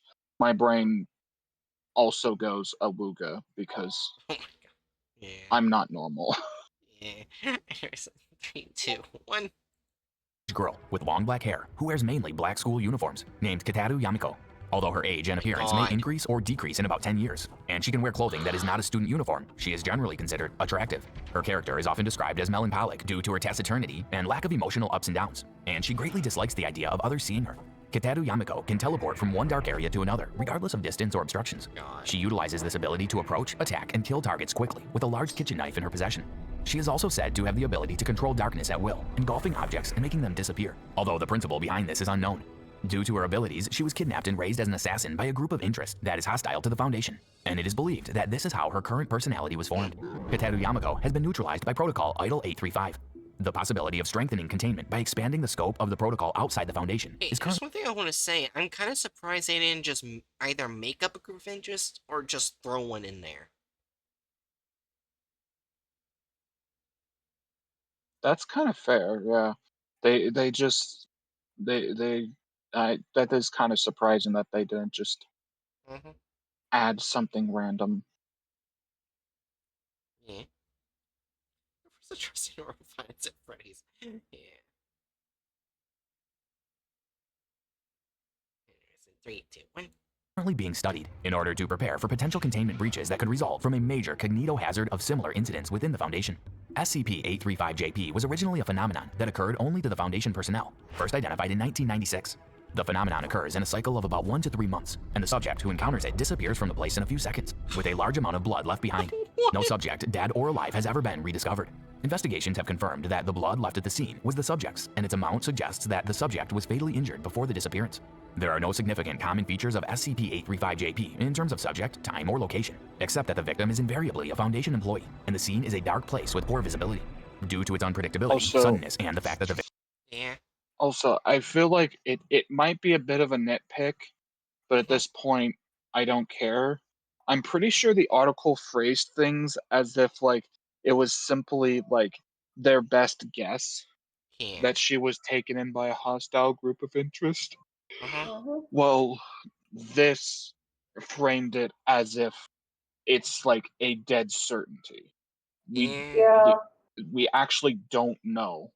Hence why they don't even name a group of interest that's suspected, because it's literally just a hypothesis. We don't Yeah. know for sure. Yeah, because now that I think about it, it could be multiple groups. It could be, like, depending on the scenarios, it could be either Martial Card and Dark, Chaos Insurgency, or Aurea. Those would be some of the top contenders I'd think of. Yeah. I think my headset's about to die. Give me one moment. Oh no. Headset plugged in. I'm good. Alright, in 3, 2, 1. victims disappear without exception. No experimental observations of this phenomenon have been successful, and the details remain unknown to date. Based on the limited information obtained from the testimonies of witnesses who were present at the scene, as well as surveillance video footage, it is known that the victims acted as if they were being attacked by some imperceptible entity. However, the existence of the attacker has never been corroborated. Incident 835 describes how a booklet... What is that face? Okay. What is that If- face? It looks like a bad drawing of what Phineas and Ferb did to depict anime as a joke. Yeah. Maybe that's how they think anime looks. Yeah. 3, 2. with a hand-drawn, anime-style girl titled Artist's Impression of SCP-835-JP was found on the desk of a research assistant, Brooks. After reviewing the contents of the booklet on the spot, it was discovered that the character in question had been given the name Kitaru Yamiko and a set of attributes, such as personality, origins, and abilities. The booklet was submitted to head research Daniels on the same day. It was later announced that research assistant Brooks admitted that the booklet belonged to him and that he would be transferred after a few days of suspension. However, since Incident 835, the phenomenon that had previously occurred in a cycle of at least 3 months remained inactive for about 5 months. Dr. Phillips, believing the two are somehow related, enacted Protocol Idle 835. Due to the prolonged inactivity of SCP-835-JP, Kitaru Yamiko, after Incident 835-JP, it was speculated that the anomaly was influenced by the perceptions of the Foundation personnel. Why did they all just look... Hold on. Why did they all That just is- look brain dead? I was more confused by the fact that, like, in that shot, it looked like there was a total of 4 guys in the room that were just carbon copies of each other. One doesn't have eyebrows. Eyebrows are for losers. Yeah, pretty much. they just give them different hairs. Yeah. Oh no, I'm not different even hair, talking different about that. eyebrow. I'm not even talking about this section. I'm talking about the next one, Oh, like okay. the next scene. Alright, 3, 2, 1. 835JP, it was speculated that the anomaly was influenced by the perceptions of the Foundation personnel. Based on Oh, yeah. Yeah, here. It's literally just 4 of the same guy, except one's missing his mouth and the other is facing towards them. Yeah. Oh, and there's also the blonde guy looks basically like them, but with blonde hair. He even has the Yeah. same eyebrows. Yeah. 3, 2, 1. On this hypothesis, Dr. Phillips recommended and received approval to implement Protocol IDLE 835, with the goal of embedding a shared perception of SCP-835-JP in the Foundation personnel. As a common setting for dissemination, the setting of Kitaru Yamako, which was acknowledged by a significant number of personnel during Incident 835, was adopted as it was, considering the fact that it had already been effective to some extent, and because of the importance of smooth and immediate transmission of information. On the 15th of March 2004, the protocol was put into practice. Firstly, all documents and information referring to SCP-835-JP were revised to make it easier for the viewers to associate them with Kitaru Yamako, by including a detailed setting and replacing the object's designation number with a unique name. In addition, as part of a publicity campaign for staff, a large number of public relations magazines, supplies, common items printed Put with it on a blender? A blender. I think rather than a blender, it's a very ugly cup. No, I Oh, think you're that's right. Those are blender. Why Yeah, doesn't it have a blade? Did they just skip the blade? Do they think a blender can blend without blades? It's souvenir blenders. You're not supposed to actually use it. But why did they put it on a fucking blender? They couldn't think of any other merch to put it on. Like mugs or cups or. It really is such a fucking I'm sorry. I'm gonna take a second to say this again. I find it so funny that this is an SCP where they completely deviate from standard protocols for its containment procedures. So as a result, this SCP is probably just known throughout most sites, and like it's an entirely standard thing for someone to go into work and have a fucking Kitaru mug. Yeah.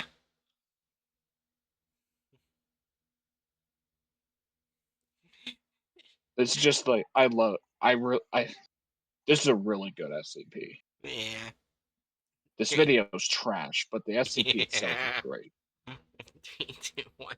the character visual of Kitaru Yamako, which was designed by the Foundation illustrators, were widely disseminated at the facilities. Fictional novels, manga, animations with Kitaru Yamako as the main character were produced in sequence, and their viewing was recommended. Through these efforts, the Foundation has succeeded in making almost all personnel share the recognition of SCP-835-JP, Kitaru Yamako, in a few months, and no activation of the object has been reported since then. Although these publicity campaigns are currently being scaled down, items featuring Kitaru Yamako remain in various facilities in order to maintain a certain level of recognition, and the Foundation regularly organizes Just cover up their symbol. Replace Kitaru Yamako. Today is Kitaru Yamako Appreciation Day at the office. Don't mind all the alarm sirens. They are less important to our SCP waifu.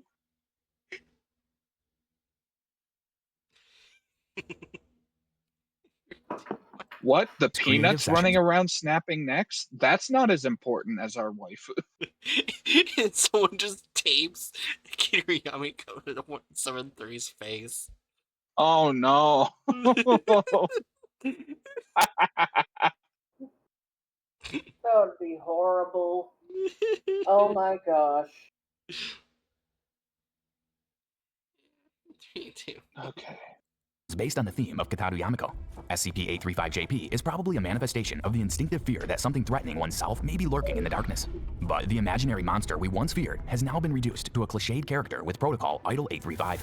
What do you think about that SCP case? Please leave your comments below. Shut the fuck up. it's amazing. Everything else was completely completely box standard for this channel, except they just decided to be aggressively racist at the start. Yeah. You forgot to mark the 4 for offensiveness, Aaron. Well, we haven't come to this yet, Yeah. so That's true. you're doing an order. Also, removal of character slash license. Let's see, Remove the license. Yeah. Yeah, they fucked up the license bad, but I think that's only a 1 or 2. Yeah. So I guess go with 1. Alright. Alter slash added gore or violence. 0? I mean, Or Yeah, 0.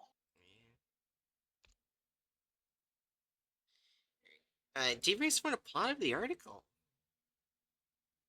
0? Or 0.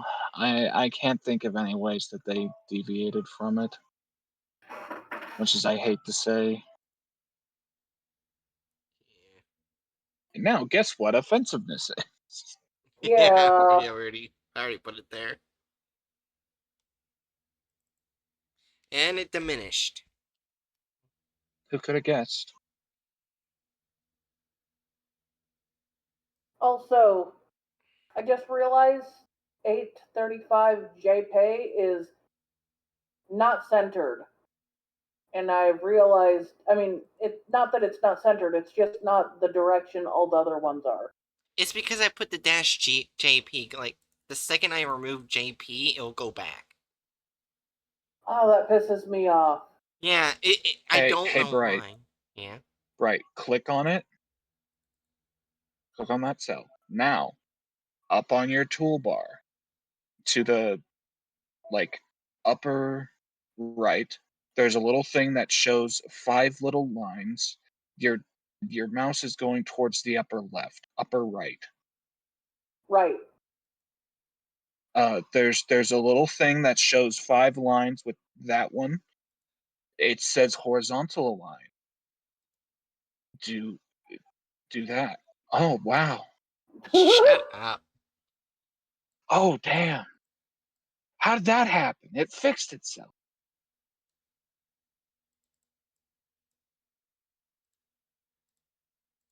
I feel like I'm trying to explain to my mom how to use her computer. Also, I did Neon God because I only wrote Neon God there because at the time when I was making this, Neon God wasn't really an SCP.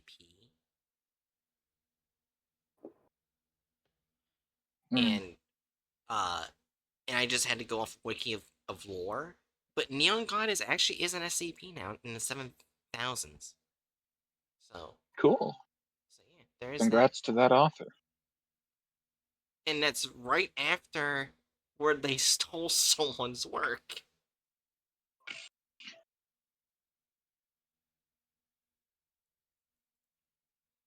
So yeah, that's the last of tonight. I wonder if there's any SCPs we recognize. Oh yeah, I see two. 096, 049, and 3. Oh yeah, and 343 over here. That's gonna be fun. My favorite flavor is depression.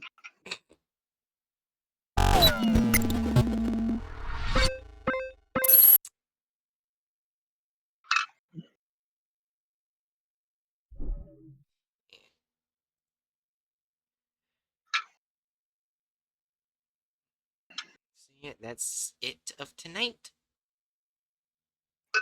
That's it of tonight. Yes.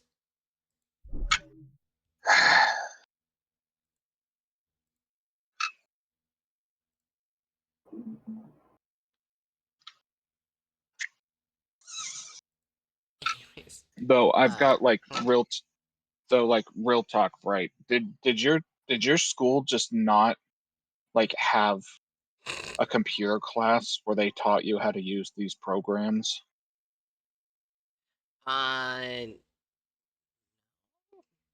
We I basically all I was taught on how to use was Google Docs and Word and PowerPoint. They okay, but a lot of the principles carry over.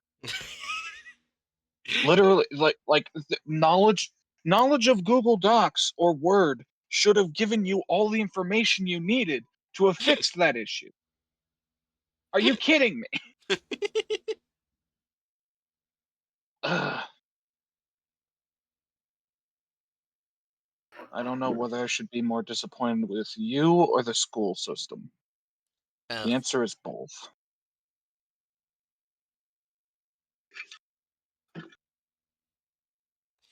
Oh yeah, and that makes me remember one thing I did to the sexist uh, language arts teacher. Okay. There was a bunch of games that required you to put your email in, and I just put her fucking email in order to play, so she would get like multiple emails about the game.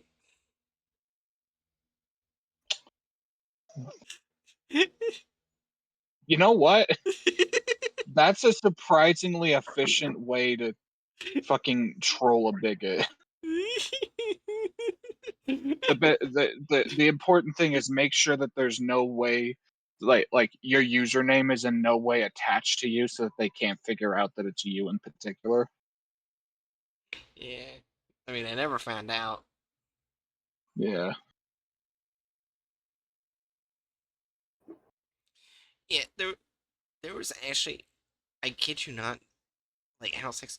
She hated men, very much so. Because when I wrote uh Greek mythology on the male, I mainly did a bunch of the male gods, but there were some female, but mainly male gods. She gave me an F because there was too many men.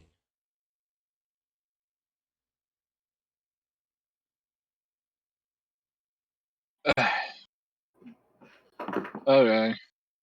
So you did the subject, you did it on topic, you did it well, but it was all men. So how evil, I guess.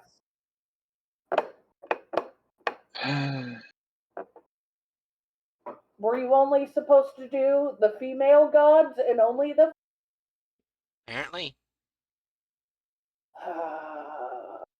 However, I did fuck with her because I redid the project, but I basically kept everything the same except I changed them with the Roman names, and she thought they were women.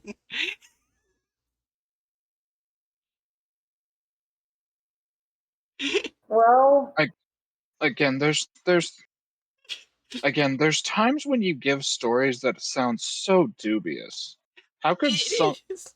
how could someone actually be that level of inept I in you'd don't a be know. teaching surprised. position? I've met worse.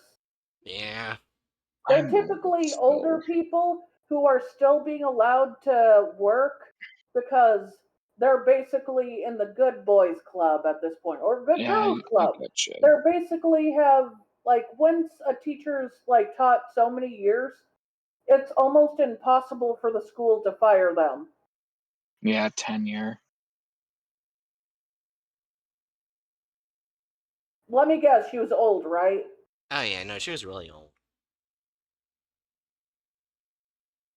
That's what I thought. Oh, I think I remember um one of the most fucked up shit I saw. She was handing out specific books, whatnot. Like the girls were getting whatever books they wanted. Then she went to my friend who was sitting next to me, who is African American. She, the book she gives him was The Slave Dancer. The Oh. fuck? You know, this is why there's so many fucked up like stories on Reddit with that involve old teachers that have tenure, Yeah. and I hate it. I hate it so much. Oh gosh. Would it be fair to just again do the old fashioned statement of the fucking effects of the regressive ass quote unquote radical feminism of the 80s are fucking abysmal. Yeah. They're not. It's just one side of the feminism in the 80s. One side of feminism basically said that all people are equal, but another side that more often got more attention because it was louder and it made feminism look worse were the women who claimed they were feminists by rejecting and hating men. Well, what I'm meaning is like the people who didn't go along with that like eventually ended up being parts of later movements rather than being stuck in the fucking 80s era of feminism. Uh, Is kind of what I'm meaning. Like that's fair. as such, like a lot of the legacy of 80s feminism is just repackaged patriarchal norms, Mhm. but women are doing it, so it's somehow better. Well, these Yeah. days, women who typically claim they're feminists but act similar to that aren't actually feminists or even remnants from the 80s. Typically, I mean. Bright's teacher probably is. She's fucking old enough. No offense meant, kind of. Okay, a little. But But typically, they are actually right wingers pretending to be feminists so they can get away with more. They typically have men in their group as well, but they pretend to be all female, that's kind of like fair, but collective also style. while I do agree that that's definitely a part of it, the other thing is like a lot of this stuff is still just the exact same stuff. Like they end up meshing together very well because well, these types of quote unquote radical feminists are just parroting patriarchal standards with a different coat of Mhm. paint. But like the logical through lines are still very much impacting our culture. Yeah. Any. Yeah. Anyways, Jerry, last words go. I hate that there are bad teachers with tenure that get away with almost anything until they do shit bad enough to almost kill students, and then suddenly they're fired. Like it's such a surprise. Like it's so out of character. I. Ugh. I mean, that wasn't my worst teacher I had. I'm What? sorry. No, I'm no. sorry. What's that? Oh, It jeez. was really bad. I don't need you to prove my point.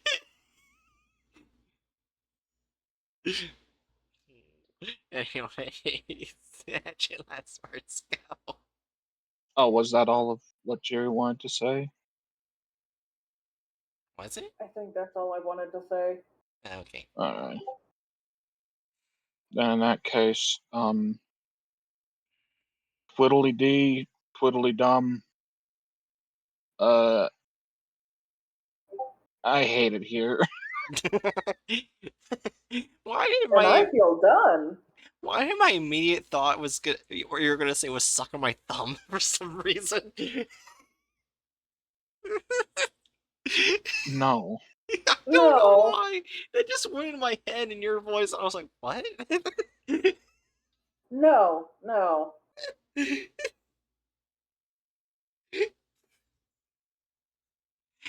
Anyways, don't bonk I mean, me. I guess it wouldn't be too out of character. I've definitely seen some stuff like that Yeah. lately when I'm scrolling through Patreon, but it is not the point. Yeah. Anyways, see you later, Danger Noddles. Me and Jerry are gonna do analog horror tomorrow. Danger nipples. Oh my god. I am not And changing I'm them to be that. no. Noddles is fine. Anyways, you're gonna say something, Jerry? No, yeah. Yeah, but anyways, I'm gonna do analog horror tomorrow. Then Cruise Adventures tier listing Thursday, and I have a bunch of night shifts, so